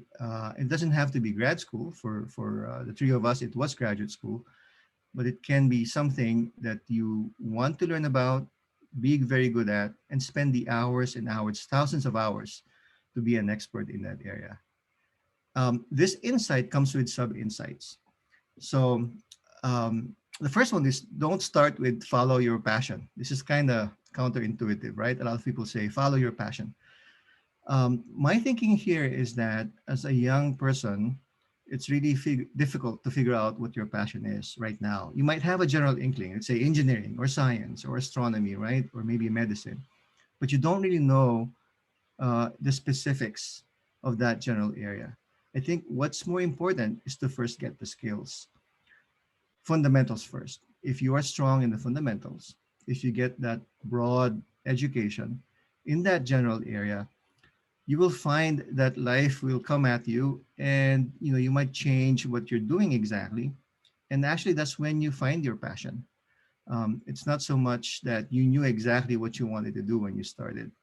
And I want to say that that's true for the three of us, right? See, Dr. Salvaña started with worms and then HIV and now COVID. It's all in the same rough area, general area, but you can never tell where life is gonna take you. So first get the skills. And there's really only one way to get the skills and be an expert, and that is to work at it and to really spend the hours. And it's difficult. And so you have to be comfortable with being different. Maybe everybody else is doing something. It's okay. And you have to be comfortable with failure, because that's the only way that you get better, right? So I don't know if you heard of this 10,000 hours of practice. It's not so much the number of hours, the 10,000 hours, but it's the deliberate practice. So you practice, it's uncomfortable, right? And you get better at it, like a muscle that you're training. And then you get to a certain level, maybe you plateau, and you have to keep pushing yourself so that you get to the next level. And that just comes with time, and that just comes with proper feedback. It comes with being conscious about what you need to work on. And there's really no shortcut to it. So that's the set of insights. Maraming laman yan. We can talk about that later also in the Q&A. Okay. In my training, I realized that I can't just be an engineer, because really microorganisms do the work, in biological processes in wastewater treatment. And so I actually became a microbiologist, a molecular microbiologist, using DNA and RNA tools. And right now my lab is like a molecular biolab. And I'm also on the faculty of microbiology and biotechnology at NC State. And so this is where, I combine the two, right? Engineering meets microbiology, where we're looking at bioreactors that treat waste and convert these to resources and energy. We want to go inside and we want to understand the microorganisms, the microbial communities, their interactions, their activities, because at the end of the day, it's the microorganisms that are actually doing the work for us. And again, our tools are tools from engineering and microbiology. Like I told you, my lab is like a molecular biolab, and I have students from molecular microbiology as well as engineering. And we've worked in these complex environments, activated sludge, anaerobic reactors, landfills for solid waste, soils, and so on, right? So lots of different environments that we worked in. So the second insight I'm going to say is that exciting things happen at the interface. And so what that means is when you are exposed to not just one area, but another area, you see differences and you see similarities and you get insights that you might apply to one or the other. So we call this actually, having a pie-shaped training, right? You have depth, maybe in one area. So hindi lang T, right? Depth and breadth, but maybe you have another area. And so that's like pie. And beyond that, you actually have a V-shaped training. In other words, you're bending your expertise towards each other. And that's called being transdisciplinary, right? You're seeing tools and techniques from one field that you can apply to the other. And so be aware of this. And it pays to be broad, it pays to pay attention and to read all kinds of things because you can see connections with other fields. Okay, so now I'm a professor at NC State. I do research, I teach students, I advise grad students, and I do engagement and service. And my lab does things like biotech applications to protect environmental health and public health. And we have really been excited about some of the discoveries in the lab, including how microorganisms compete in systems like this. Our lab has been at the forefront of anaerobic digestion work. These are these reactors here on the right, where you convert waste to energy. And our lab still has the record, I believe, for the highest yield of methane from anaerobic co-digesters, where you basically digest both biosolids as well as food waste or grease interceptor waste. Our lab has also been involved with figuring out the microbiology of landfills, looking at water contamination during water reuse, and then more recently looking at algal applications, microalgae for energy. And we're also interested again in microbial ecology and looking at microbial communities and how they interact. So more like basic science. Um, so, uh, more recently, we have done work with what we call wastewater surveillance or wastewater-based epidemiology. So the idea here is that during this pandemic, people who are asymptomatic or symptomatic actually shed SARS-CoV-2, the virus, in their feces and urine and saliva. And of course, if you have a centralized wastewater treatment plant, that can be collected in the sewer lines. And what you do then is you sample that wastewater and then you apply these molecular tools, very similar to what Dr. Salvaña was mentioning earlier. So we're targeting the markers, the signatures for SARS-CoV-2. And we use, in our case, we use digital droplet PCR to do that. We analyze the data and then we connect that to the infectious number of infections, right? The cases happening, so that we can use this as a way of pooled sampling. In other words, we're not sampling individuals, we're sampling a whole community because they're contributing their wastewater, right? They're sampling, they're basically contributing to the whole sample. So what's important here is actually this next insight, in that if you have the choice, choose so that you will have more autonomy. In other words, the freedom to choose what to work on. Um, and again, some people may not have that choice, but it's also possible to work that into your career, right? I think I'm very fortunate as a professor. I can choose the projects that I want to work on, but I think everybody can have this ability if they're aware of this, right? So I think it's important for us scientists, if possible, to really aim for autonomy. We have a say in what we want to work on and how to do it. Okay. Okay. So putting that lesson in mind, right? What do I want to work on? What would really be for me significant or meaningful work? So I told you about toilets. These are pictures I took from mostly Africa, Kenya, South Africa, and Malawi. I know that top um, photo there is a photo of a pit latrine in Malawi. And of course, the toilets are not all like this, right? Some are even worse. And so this is a picture I didn't take, but this is called a hanging latrine. As you can see, there's really no treatment. You do your thing and the waste goes into the water. So you can see the water is really contaminated and it's really bad. And this contributes to a lot of deaths and diseases. About 800,000 children under the age of 5 die every year because of lack of access to water and sanitation.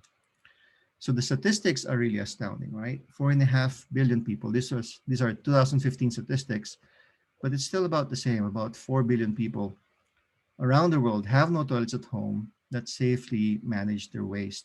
In other words, they either don't have a toilet at home, or even if they do have a toilet, it just is not actually treated properly. And a lot of houses in the Philippines are like this. There may be a toilet, but actually the waste is not properly treated. Of that 4 billion people, about 2 billion still don't have basic sanitation services. Just don't have access to toilets. And about 800 million still defecate in the open. And this just means what it means, right? They just go behind bushes and so on. And so this is part of the Sustainable Development Goals. SDG 6 is actually universal and equitable access to safe drinking water and sanitation. But it's not just the toilet, but actually it's all the way to the end. As an engineer, I think about systems, right? So the toilet is the front end, but then you have collection, you have transport, you have treatment, and then maybe recycle and reuse.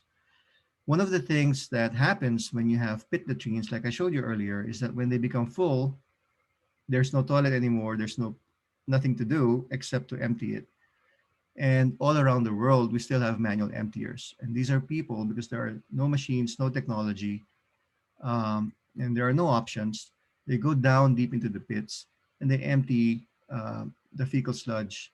They empty the pit latrines manually, right? Hand over hand using buckets and shovels. So we got some funding from the Gates Foundation, and we started developing a machine to help with manual emptying, because we thought that this is not a situation that should be happening right in 2021.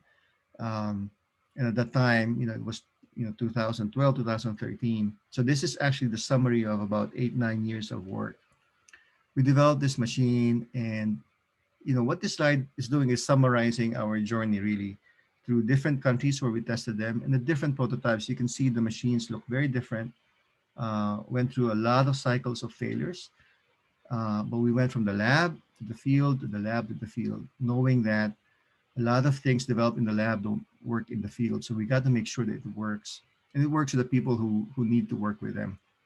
Um, so in the end, we feel like we did have a machine that is ready to be commercialized. It's called the Flex Curvator, and we're still looking for partners. We have partners right now in Ghana and Malawi, and we are trying to make sure that we can get this out to market with the help again of the Gates Foundation. And of course, this machine has been the basis of some of my work, sanitation activism, trying to make sure that people know about this issue. And I think, as Aaron mentioned, I have this TED Talk that you could see. And then, we've also been recognized with some awards like the RELX Group Environmental Challenge because of our work on this machine. Um, so at NC State, I headed up this global WASH cluster. I was able to convince the university to actually put money and resources into this very, very important issue. And we were able to hire 4 new faculty in the global WASH cluster. And I lead that global WASH cluster, and we are looking at different ways of becoming a center so that we can really study this and address problems all over the world. And all the faculty in the cluster work on different countries all over the world. Okay, so the last insight is a purpose beyond yourself. Um, all of this is really not for the awards. All of this is not really for the material comfort or whatever rewards you think you might get. It really should be beyond yourself. Finding meaning in your work, that's bigger than some of those things, right? So, um, you know, whatever that is for you, it can be, love of country, love of the Philippines, finding an issue that you're passionate about after you've become an expert, right, in that area, and working to make basically the world a better place, right? I think you heard that from all the speakers today. So that's probably the most important thing. Okay, some more things. I'm going to end on this. The first thing is that care about the things you care about. Maybe this is a tautology, right? Maybe you say, what does that mean? Well, there are some things that you shouldn't probably care about. You probably shouldn't care about the number of likes you get on your social media. You probably shouldn't care about the brand of the clothes you're wearing. Um, Maybe you should care about the more important things. And if you do care about those things, then you work to make sure that those things um, are are protected or promoted, right? So maybe these are things maybe like relationships, and again, issues that you care about, maybe being good at something. So be careful about what you care about, right? Because there's so many things competing for your time and attention. Um, the second thing, and maybe I've alluded to this, is that maybe this is controversial. I don't know. Happiness comes from facing and solving problems. Happiness is not a state that you strive for. Really, it's really more the process, right? And it's really solving problems that makes people fulfilled, I think. The next one is the same, right? Happiness comes from struggle. It's not easy. It's not going to be comfortable. Many times it's going to be painful, but that's really the joy of the process, right? Because I think if it were easy, then when you do get it, it it's not as valuable, right? So it's the process that we have to enjoy. And so my final message is, so what problems do you want to struggle with and solve? And maybe that's the first question. You maybe are confused about, okay, what do I do? Well, ask yourself, what problems do you want to struggle with and solve? Maybe that will help you think about it some more, right? So to summarize, I really went and talked about mastery, autonomy, and purpose. And this is not original. Dan Pink actually put this all together too. And then one final thought that I thought I'd put in here is that, remember my first slide was about DAR. Of course, she's a national scientist. Um, and I just thought about this as I was actually looking at this slide um, earlier when I was putting this slide together. In that last year, I was fortunate to be elected as corresponding member of the National Academy. And um, I think the whole National Academicians, the whole group actually votes for you to be elected. And so I hope that actually DAR voted for me. And if she didn't, that's okay. But I'd like to think that, 39 years ago, I was looking up on the stage and admiring this scientist, and that, last year I had a chance, to join her in this very esteemed group of academicians. So thank you very much and look forward to your questions. Thanks. Maraming salamat po, Dr. De Los Reyes, for your incredibly interesting and truly inspiring talk. Though you are miles away from us, we could really feel the passion and commitment that you do in your field, especially on environment and sanitation. Hindi ka lang po pala engineer, motivational guru ka po pala. Maraming na-inspire dun sa mga insights nyo. Gustong-gusto ko yung insight number 1, be so good that they can't ignore you. Maganda, maganda. Sasabihin ko nga yan sa mga anak ko para motivate sila. So, we shall now have the Q&A portion. So, marami ng mga tanong, overwhelming na, to the brim na yung ating mga questions, so waiting to be answered. And I will actually hand this over to Francis Serena, who will be the moderator for our Q&A. Hello, hi. Can you hear me? Yes. Thank you very much. Maganda po yung mga talks natin. Salamat po, Dr. Edsel, Dr. Reyes, and Dr. Francis de los Reyes. Alam mo, mga Francis talaga, mga gwapo talaga yan eh. Totally unbiased comment right there. Tsaka mga Reyes, magagaling talaga yan. Oh. Cannot contradict that one, yes. So let's start with Dr. Edsel. So meron mga tanong dito.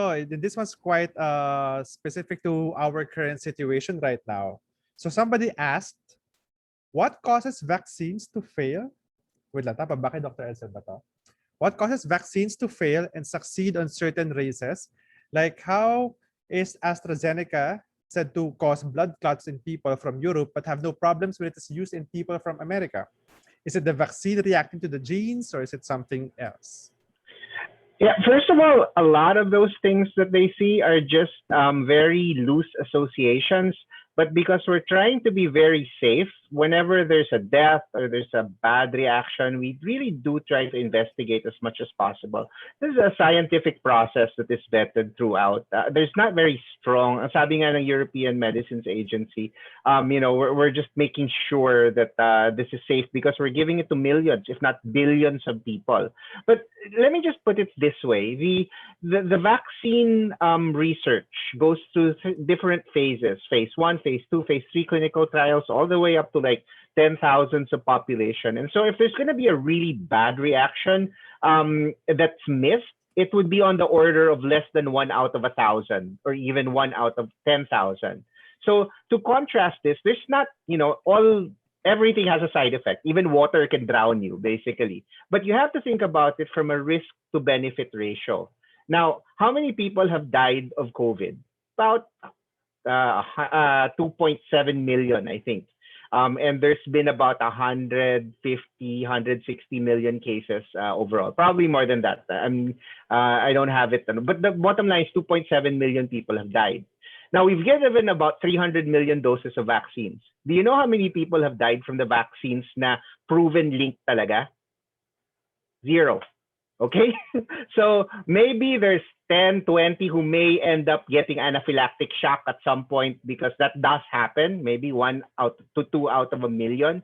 But the reason we use drugs, medications, and vaccines is because the overall benefit is overwhelmingly better than the whatever risk there is. So it's all about risk management. In science, wala namang 100%, di ba?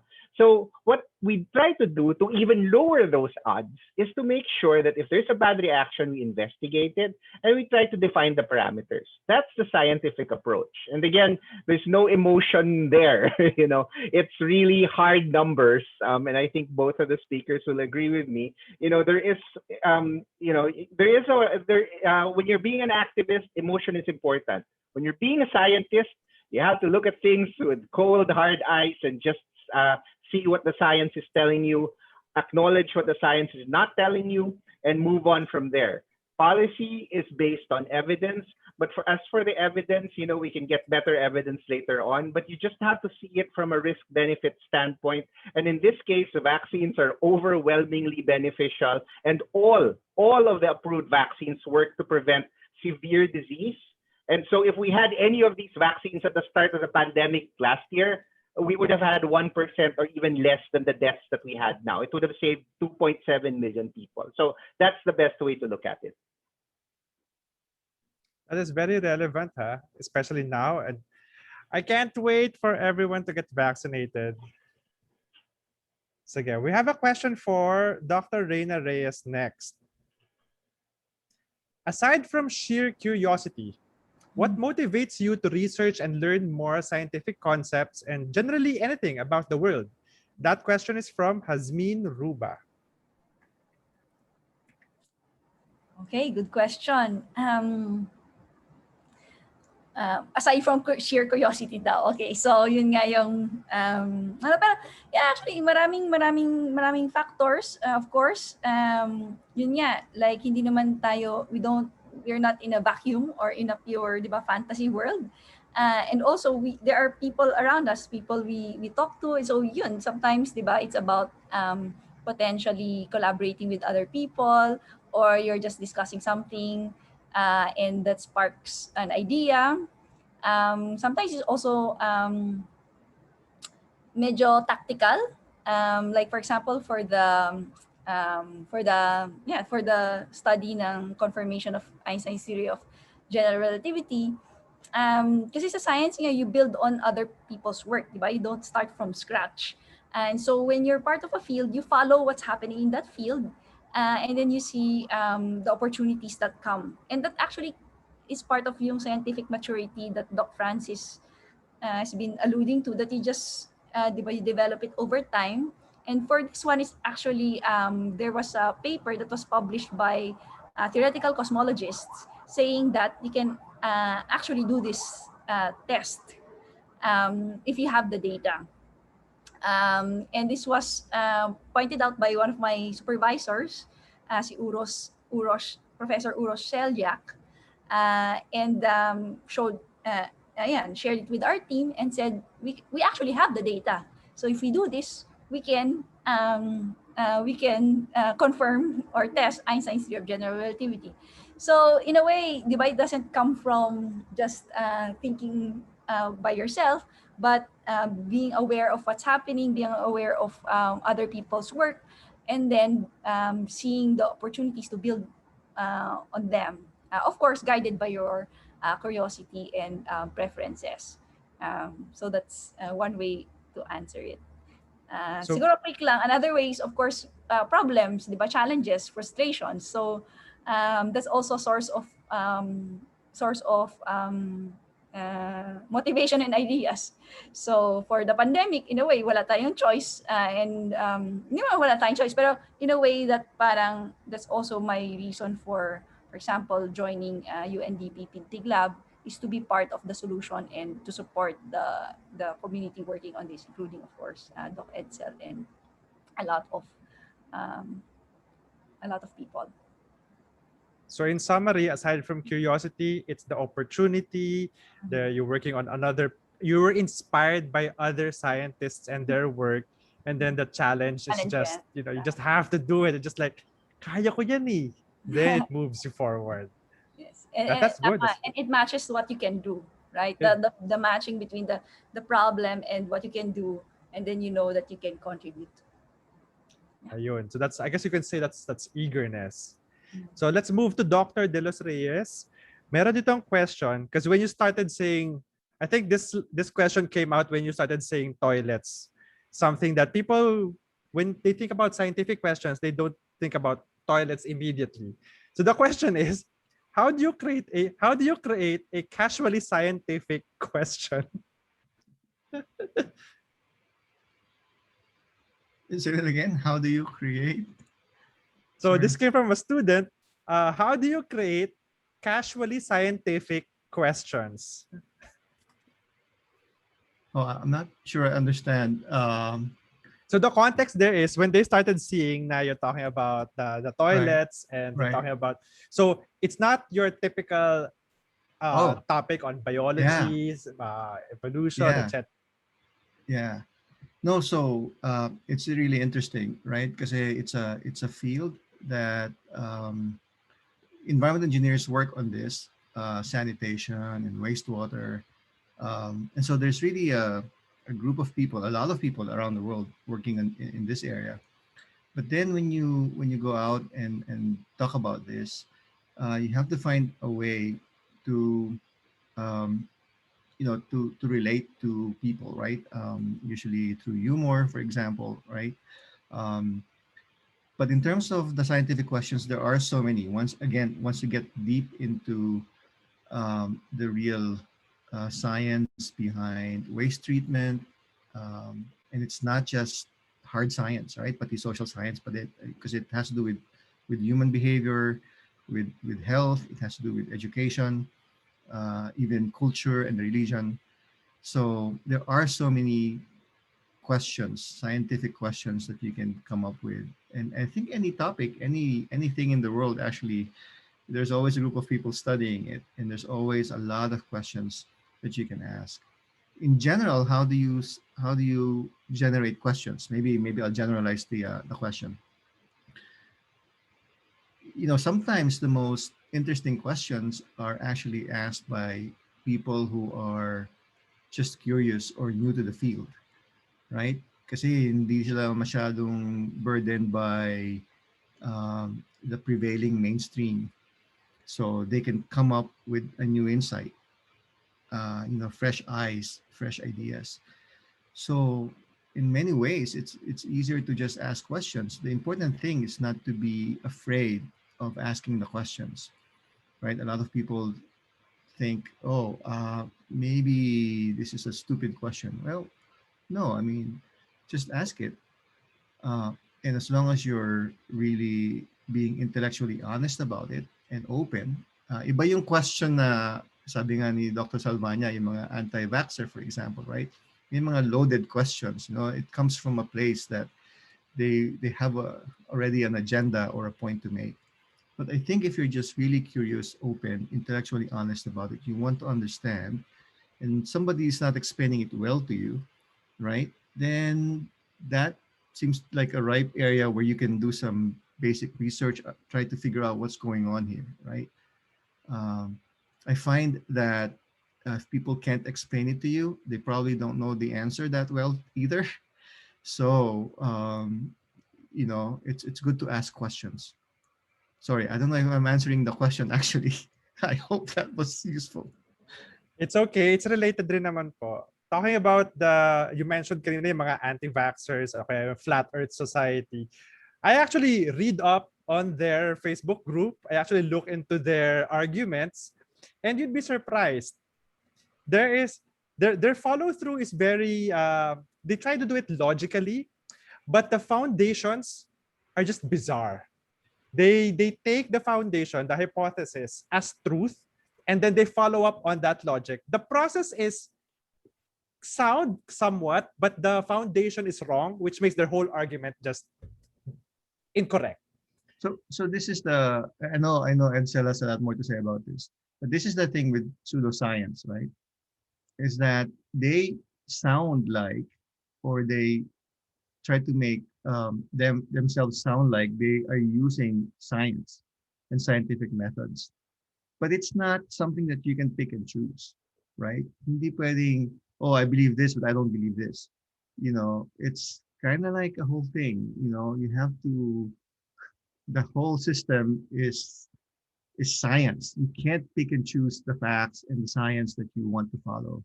And that's the thing with pseudoscience, is that the may agenda, they pick, and it sounds like science. And so people who are not aware of this, and maybe they're not as sophisticated in their thinking, they can be swayed by some of these arguments. But you have to, accept the whole thing, and so you just can't pick and choose. I sometimes am,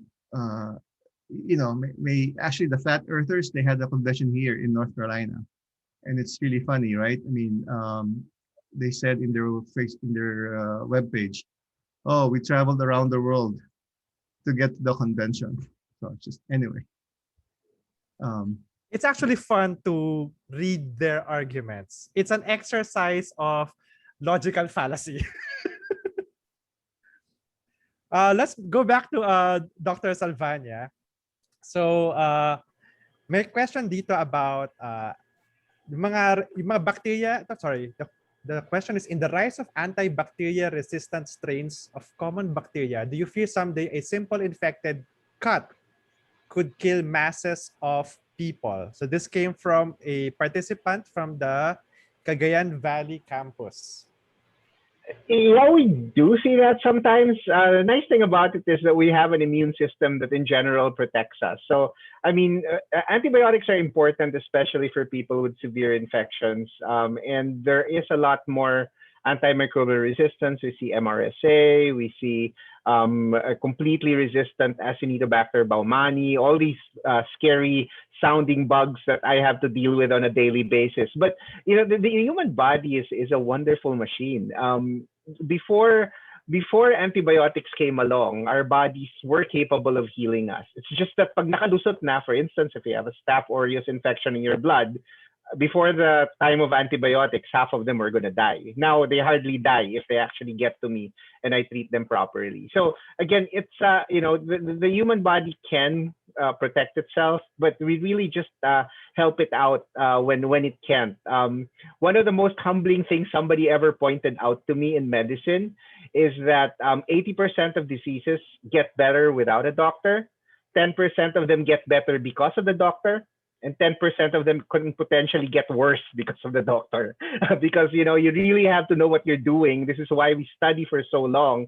Because if you don't know what you're doing, or you think you know what you're doing, but you're not up to date, you can actually harm people with your medications. Just a very good example of how science changes. For instance, hydroxychloroquine. At the start, we were all using it because we had nothing. And then as the clinical trials came in, it looked like it was harmful. So those of us who stick to the science stopped it. Those who don't stick to the science kept insisting on using it until ivermectin came along and they found something else to play with.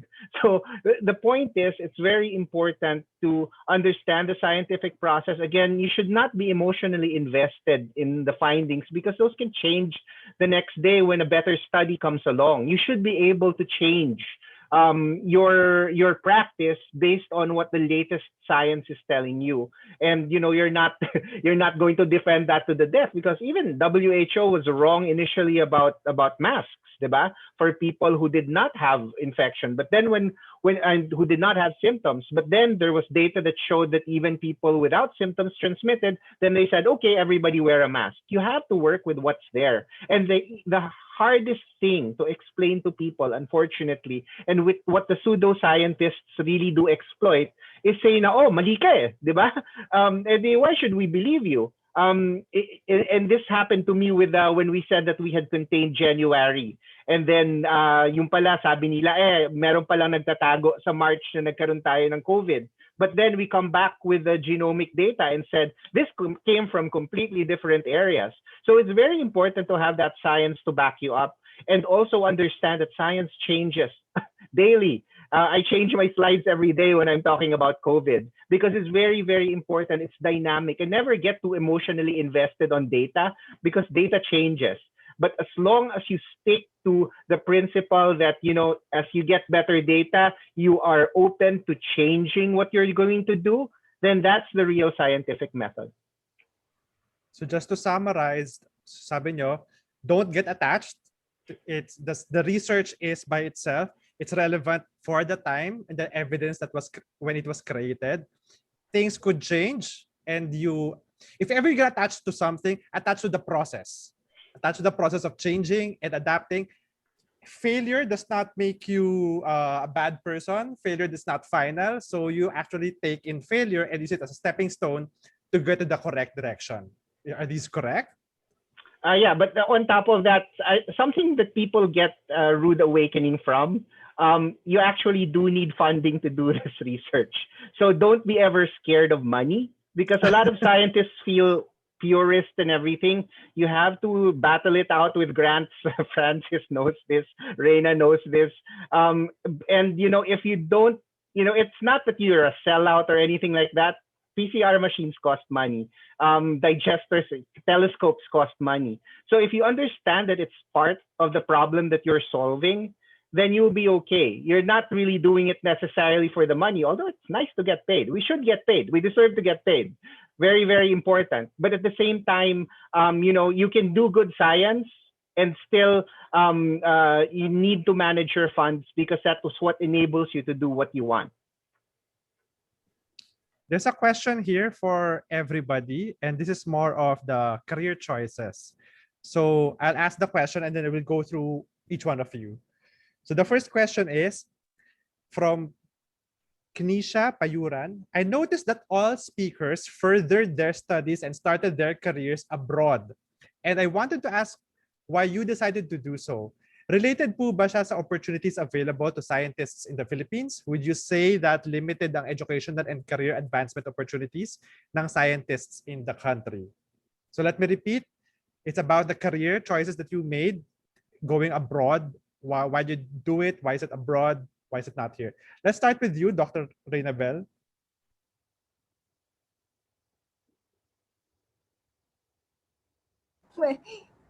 Medyo mahirap yung tanong. No, but yeah, I guess my take on that is the world is a big place, diba? And science happening all around the world. And of course, there's also the discrepancy in resources. So there are, of course, places where they have the resources to do this expensive science. For example, telescopes, diba? Well, actually interesting. For telescopes, it's both the resources to build the telescopes, and also there's also this natural conditions that you need to do astronomy. So you need high places and dry places. So we have telescopes in deserts, diba? And also in mountains. So Mauna Kea in Hawaii has one of the big telescopes. And of course, they're building more and more.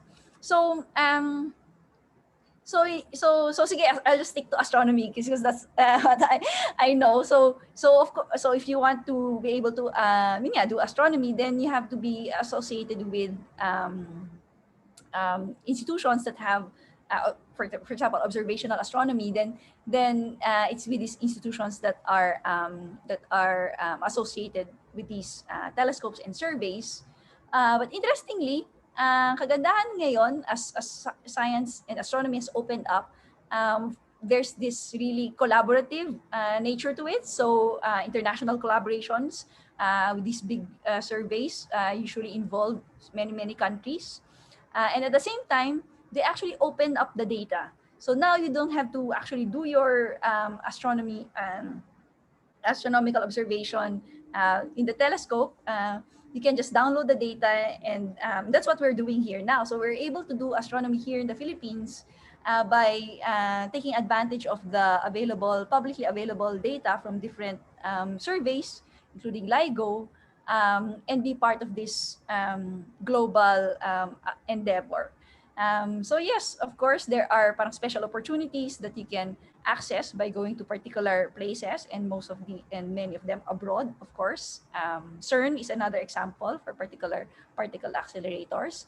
But that also involves collaborations, and what we try to do, of course, many of the scientists in the Filipino scientists are to bring back those connections and build the network so that the Philippines can be our research groups here can be part of these international scientific collaborations. And of course, we build on this more and more with every generation so that the next generation will have more opportunities here, and they have a choice of whether they want to stay here, continue their study and research here, or to explore abroad and bring back connections. And again, so that's my quick take Oh, on.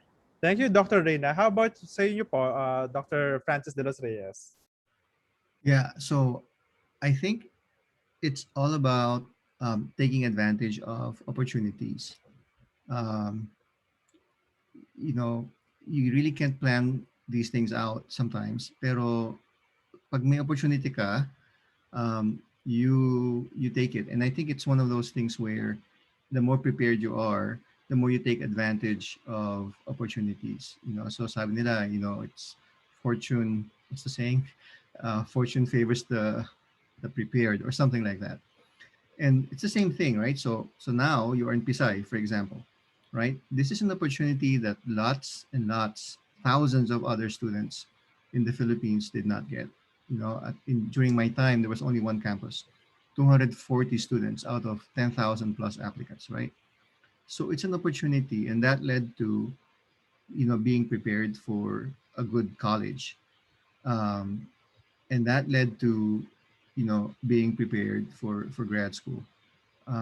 So it's just really taking advantage of opportunities, and you can apply directly to universities.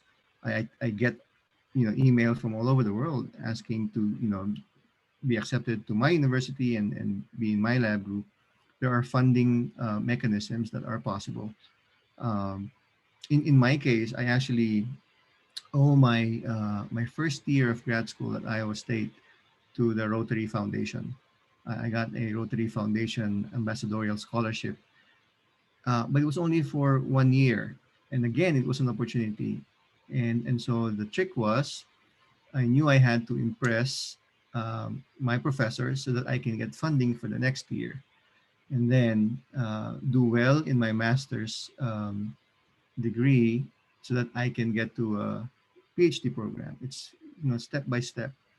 And it's only if you want it to, right? So hindi naman importante na yun yung isang path. May marami pang ibang paths. So I think it's a question of what do you want to do, and how do you want to go about it, and how do you prepare yourself, and don't waste an opportunity that you have, because it's not given to everybody. Now similarly, with that opportunity, sabi nga ni sino yung uncle ni Spider-Man? With great power comes great responsibility. It's the same thing, right? So you now have a duty, if you're in a position to do so, to open up the opportunities to others, to make it easier for others, right? Because that's how you make the world better and equitable. Because not everybody has the same opportunity. So it's the same kind of thing. You have ito nga yung scholar ng bayan, di ba? You have a responsibility to give back in whatever way you can. It's not, again, just one formula, just one way that you can give back. Many, many different ways. So, it's kind of like the same thing, and it is changing. Sabi nga ni Reina, in the Philippines, it's becoming a better country in terms of opportunities for physicists. For example, we have really good physics program. in the Philippines, or marine science, or we have spots of excellence. Maybe some other spots we need some more work, but still, we're doing good work, and there are groups of Filipino and Filipino American and other scientists who are trying to expand and make the Philippines a better place for science. Thank you very much, Dr. De Los Reyes. Dr. Salvaña, how about you? Your career in choosing abroad and studying there and furthering your career there. Yeah, I mean, nowadays actually it's not as necessarily about the science anymore, because as Reina said, there's so much collaboration. We can do these Zoom meetings all day, so you can get online courses. But I think just as a whole, as a person, going out of your comfort zone, and this is not just from Philippines to first world country. This includes maybe Francis people from Iowa, now Midwest people going out and seeing the world. I think it's a different worldview when you mix with other cultures. When you live in a different country that's outside your comfort zone. Like, for instance, I see the stagnation in UP and in PGH. They think they're the best in the Philippines, but you're so far from the rest of the world, you got to get more drive. Because what happens is you become so insular now you're happy with what you have. You need to be a little hungrier than that. I mean, for me, when I got here, I got tenure in 2.5 years. There is no way I would have gotten tenure in the US with the number of papers that I spit out in that amount of time. It's a completely different world out there, and you need to understand that we're just one of many, many things that's going on, but you can be an integral part of that. For instance, I always looked at, say, one of the textbooks of pediatrics that, it was so far, the authors were so far from my mind that I was going like, I'm never going to get to this. I went to Case Western Reserve, met one of those authors, and that author actually invited me to write 4 chapters. So now I actually write for the global textbook of pediatrics, I write 4 chapters. So, it humanizes them. So the bottom line is, these are people like you and me. Why can't we do what they do? I think that's the most important takeaway for me, for meeting all those people that we look up to. If you meet whoever, I'm sure Francis and Reina have met people that most people just read about. And then you figure out, wait a minute, they eat the same food I do. They go to the bathroom. Why can't I do that? So I think that's one of the biggest insights that you get when you go somewhere else and you realize that everyone else is just people like us. Thank you very much, Dr. Edsel. That was a very good finale for that question. I still have like 10 questions per speaker. Unfortunately, we don't have that much time. So, but don't worry, for the participants in the Zoom and the Facebook Live, still send your questions. We'll collate them if you have a specify if the question is specifically for a speaker or if it's for all of them. Feel free to send it to us. You can send it to our email. It's rpad.oed@pshs.edu.ph.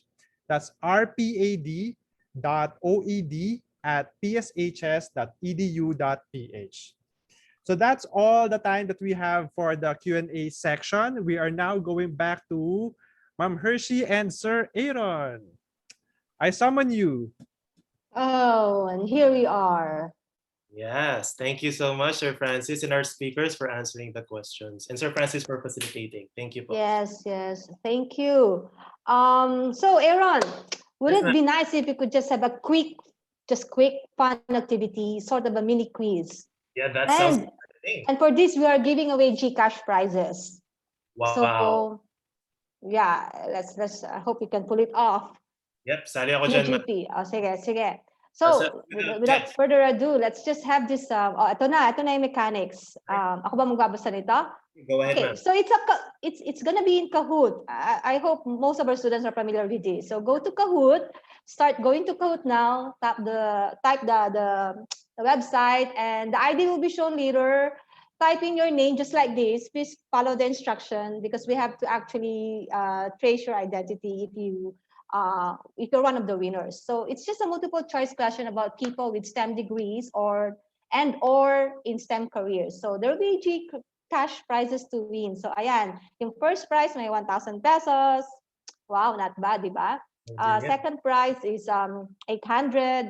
Third prize is 700. Fourth prize is 600.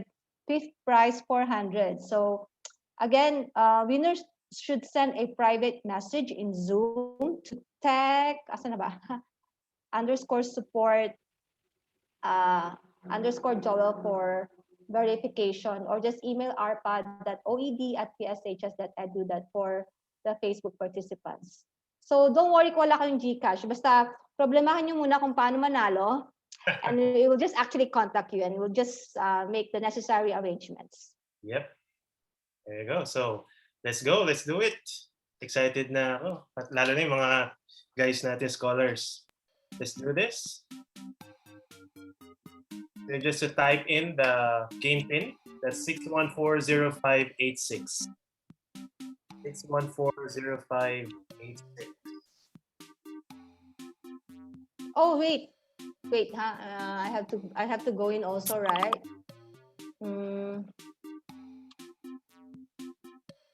Hindi lang ba't nagpapa. Oh, sige.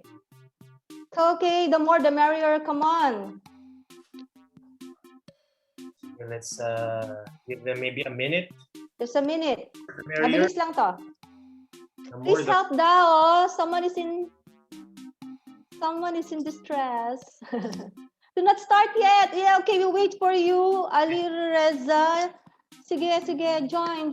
Sayang din nyo. 1,000 or 800 or 700. Pang ano nyo na yan. Pang bili nyo ng load, di ba? Yeah. Sige nga. Sige. Okay, we'll still have... Disclaimer lang ha, yung data na to is we actually got it from Wikipedia, and to the best of our knowledge, tama naman yung source namin. How many more seconds? 30 seconds? Then we'll close the registration.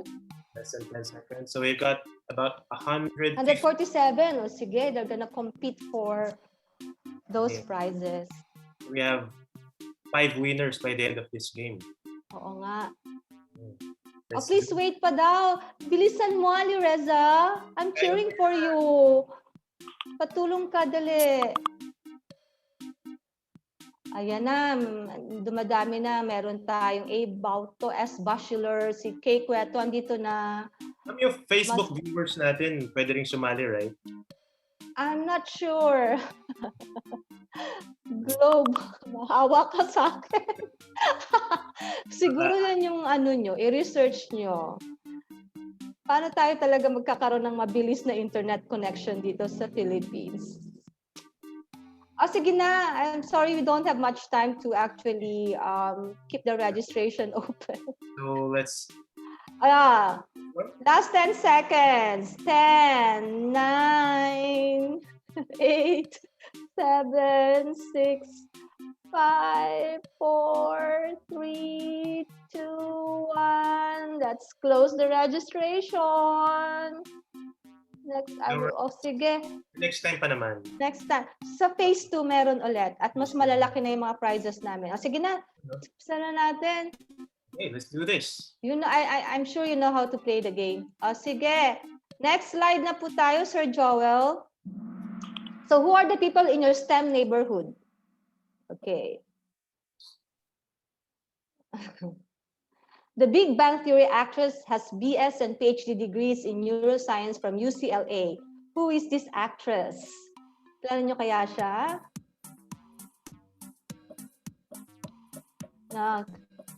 So sige. Click the answer of your choice. Wow, may 35 na nakatama. And let's see, sino-sino yon? Oh, si Ino Seda. Next is P. Galang. Next is A. Mangon. Okay, sige, next item. This former supermodel has a degree in chemical engineering from Northwestern University, USA. Sino to? Kilala nyo kaya siya? Nako, kapanahunan namin to. Tadaan! Picture reveal. Grabe, no? Chemical engineer pala siya. Hindi lang materials. Sige. Next slide. Sino kaya ang mga nasa top placers now? 69 got the correct answers. Yes, it's Cindy Crawford. Oh, I'm glad you know her. She's from the 90s. Sige. Sino-sino to? Oh, si Ino Seda pa rin. Woohoo! And P. Galang, A. Manguan, ZZ, and ayan. Oh, si Dr. Francis. Totoo ba yan? Na-idolize niya masyado si Dr. Francis, ah. Oh, sige. Next question na. Next question, next slide.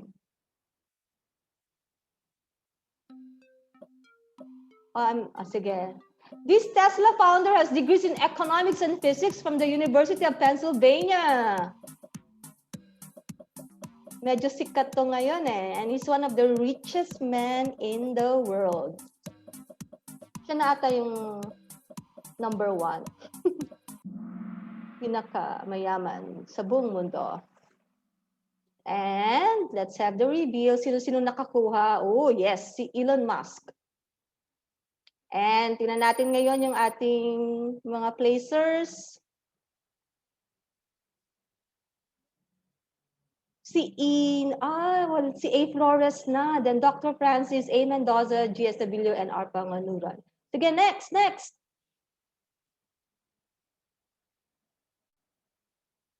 Next question. Oh, this PISAY alumna who proved Einstein right earned her PhD in astrophysics from Princeton. Siyempre, kilalang-kilala to. Kailangan pa bang i-memorize yan? Click na agad. Paunahan na lang.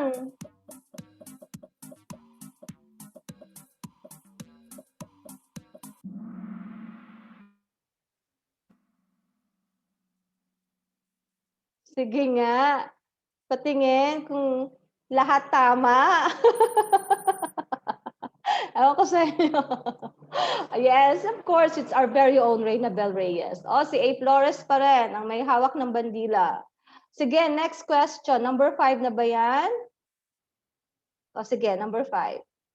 This Queen lead guitarist graduated with honors in physics and mathematics at the Imperial College of London. Kilala niyo yon? Do you know the band Queen?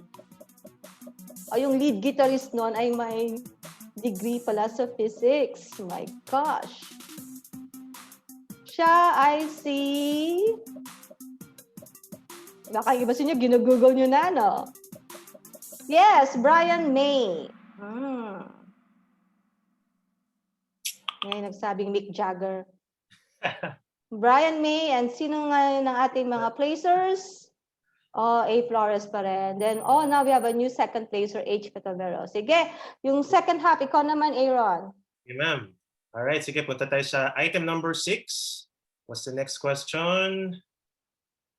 Check it out. All right, this PISAY alumnus from batch 86 earned his PhD in environmental engineering from the University of Illinois in 2000. Kailangan pa ba i-memorize yan? Alam niyo na yan. So click that button. Teka, nag-lag ng konti. Yun. Yan. Sigurado tayo. Alam na yan.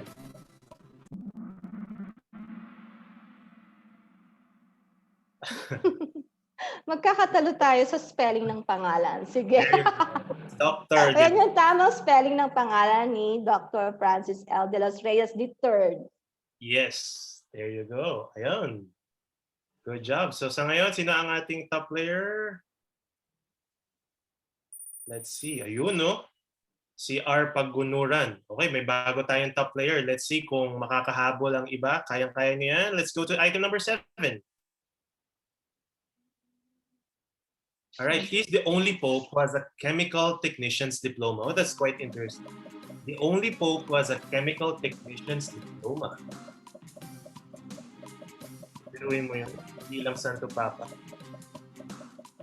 May degree din sa STEM. O may diploma pa sa STEM. All right, and the correct answer is... There you go. That's Pope Francis. Nalala ko tuloy sabi ni Sir Kiko kanina, no? Mga Francis talaga. Patatalino. Siya mga Reyes. Okay, let's go to the next one. Sa ngayon, ang ating top player I see are Pagunuran pa rin. Good job. Quite close kay S. Soko. Quite close. Kaya pang humabol, guys. Let's go to the next one. This infectious diseases expert is a PISAY alumnus from batch 91 and earned his medicine degree from UP Manila in 2001. Yan, syempre, kilala niyo yan. So just click the button. Kailangan pa bang i-memorize yan? Alam na alam yan.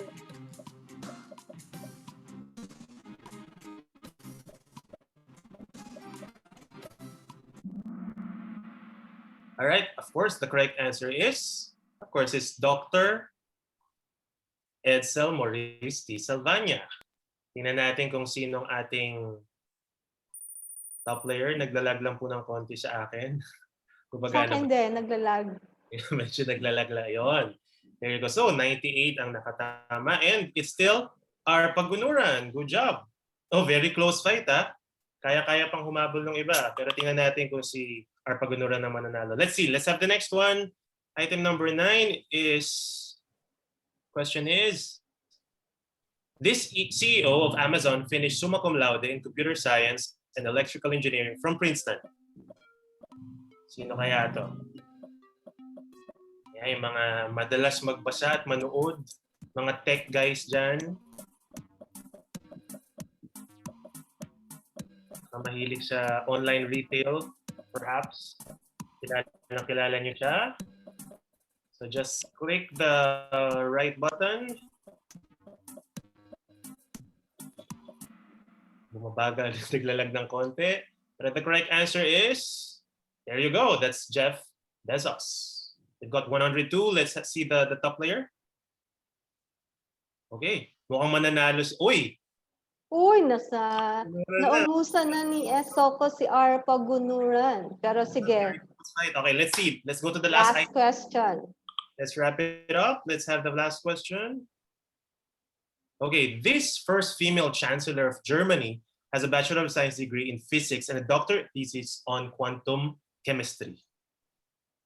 Ayan. Sino kaya siya? Hindi lang siya politiko or politician or world leader. Na rin siyang graduate. And a PhD for that matter. Right. Okay, the correct answer, of course, is Angela Merkel of Germany. All right, so we've got 67 who got the correct answer. And the winner is, let's see, let's reveal the top player. Sino kayong nanalo? Okay, third. Congratulations. Is R. Pagunuran. And the first one, the top player is? Naglalag ng konti. I think it's Soko. Is it right? Si Soko ba? Ay, si S. Soko ba yun? S. Soko. Oh, congratulations, S. Soko. 1 point difference daw. But of course, we have 5 winners, right? So, yung dalawang names din sa baba. Flash lang. Ay, nawala. We have 5 winners, right? So, we will actually contact you. Those 5 winners, please send a message, a private message to tech_support_Joel. Please look for Joel with those labels tech_support. Okay, thank you and hope you had fun. Thank you for joining that game. So at this point, at this point, we would like to award the certificate of appreciation to our speakers. And to present the certificates of appreciation, we would like to call on our Chief SRS of RPOD, Research Policy and Academics Division of the PSHS Office of the Executive Director. Please welcome Dr. Jessamine Marie O. Yason. Ma'am Jess.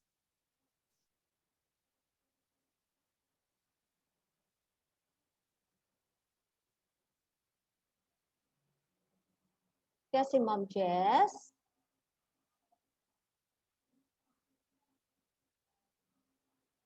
I think I saw Ma'am Jess a while ago dun sa video, but I think she has some problem with audio. Ma'am Jess? Oh, yan. Oo. Ayaw akong i-unmute. There you go. I needed to be silent for a while.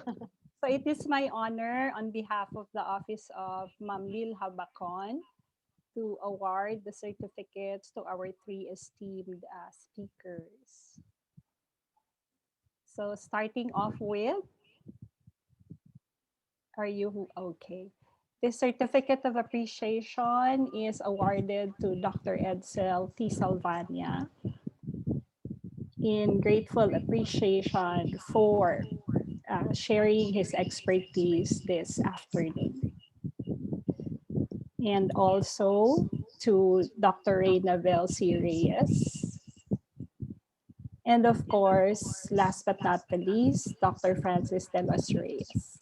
Signed by our Executive Director, Dr. Lilia at Tihabakon.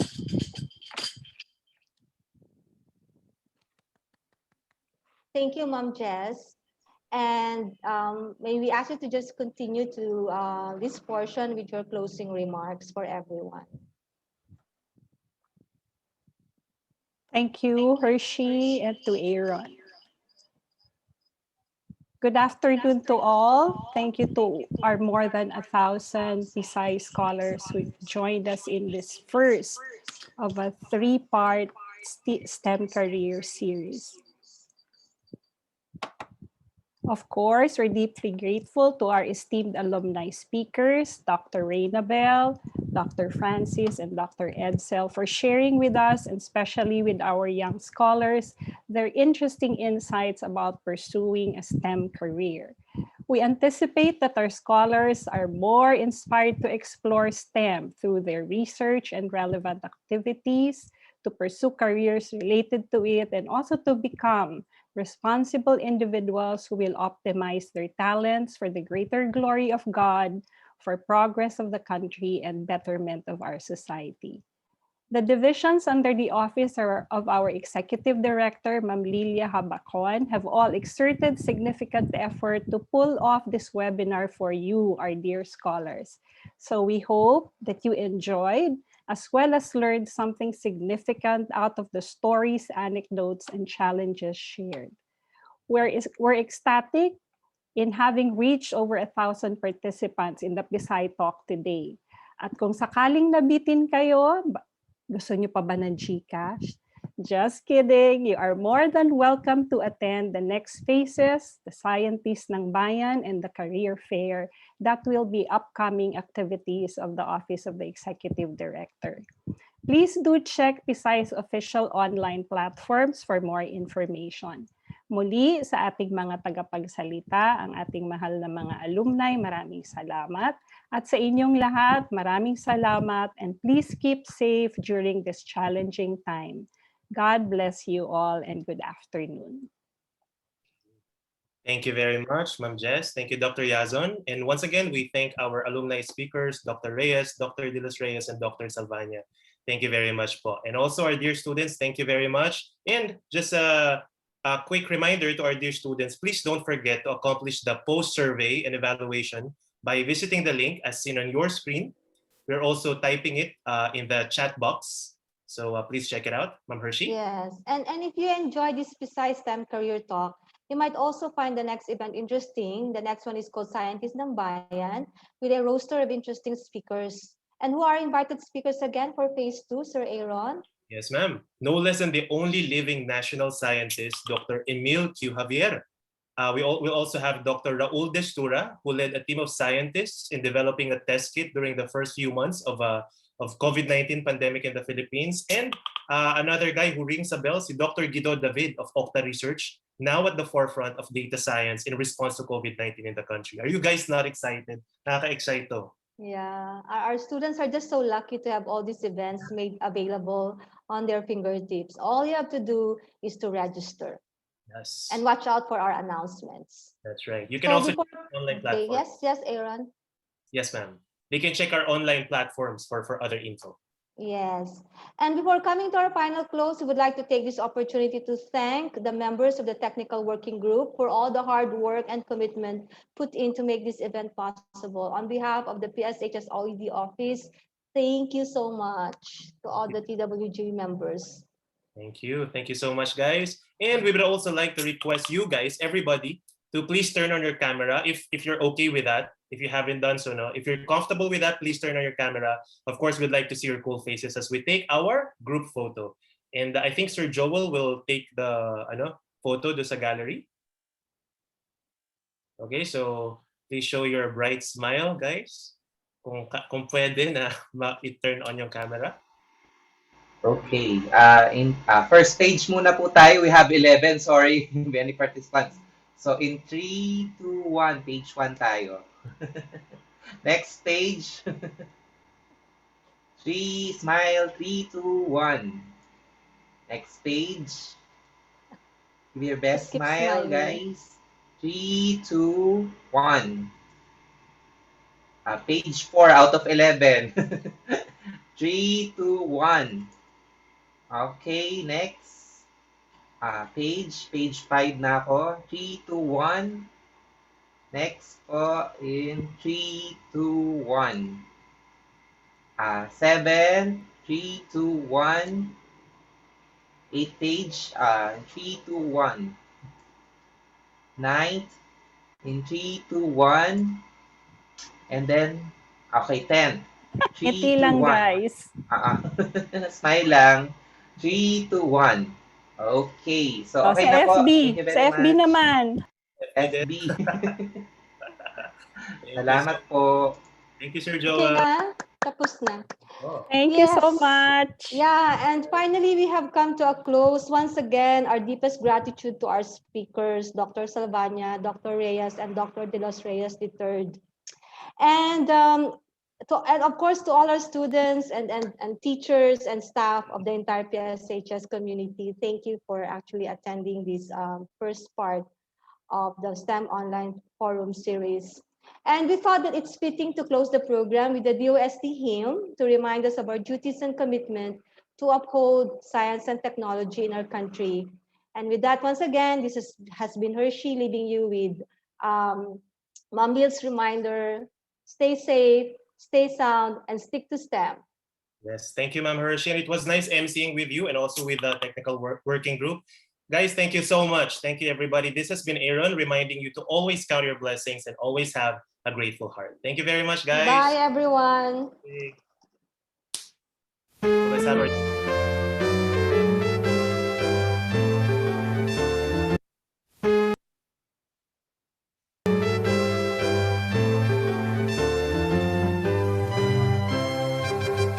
Dumating na ang bagong pag-asa ng ating bansang sinisinta. Ang DOST ay sumilang na lingkod ang bayan sa tuwina. Pagtuklas ng bagong karunungan sa iba't ibang uring agam. Ang itika sa ganahan at kaunlaran ng ating lipunan. Ibandila ang kanyang sagisang, kay tanda ng pagsisika. Pagmulat nating pangarap ay biyayang mananasang. Magpugay tayo ng sabay-sabay, mabuhay, mabuhay ang DOST.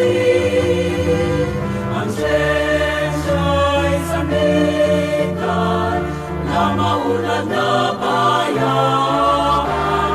Layunin nakita at maipagkakapuli at kaisa ng dalangin para sa ilang bayan.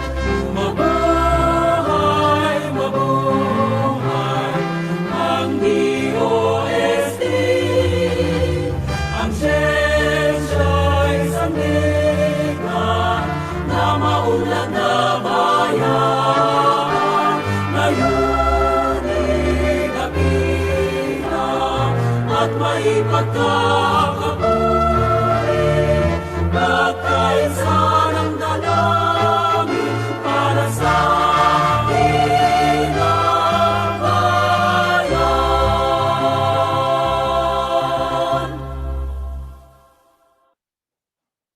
Salamat sa inyo. Thank you po. Bye. For the STEM Stay team. safe. Thank you. Thank EJ, Bye-bye po. dear Till Reina, next thank year you. po. Dr. Thank you, Reina, Bye-bye. Reina. Dr. Thank you po. Francis, if Dr. you're Francis, still Dr. there, thank you.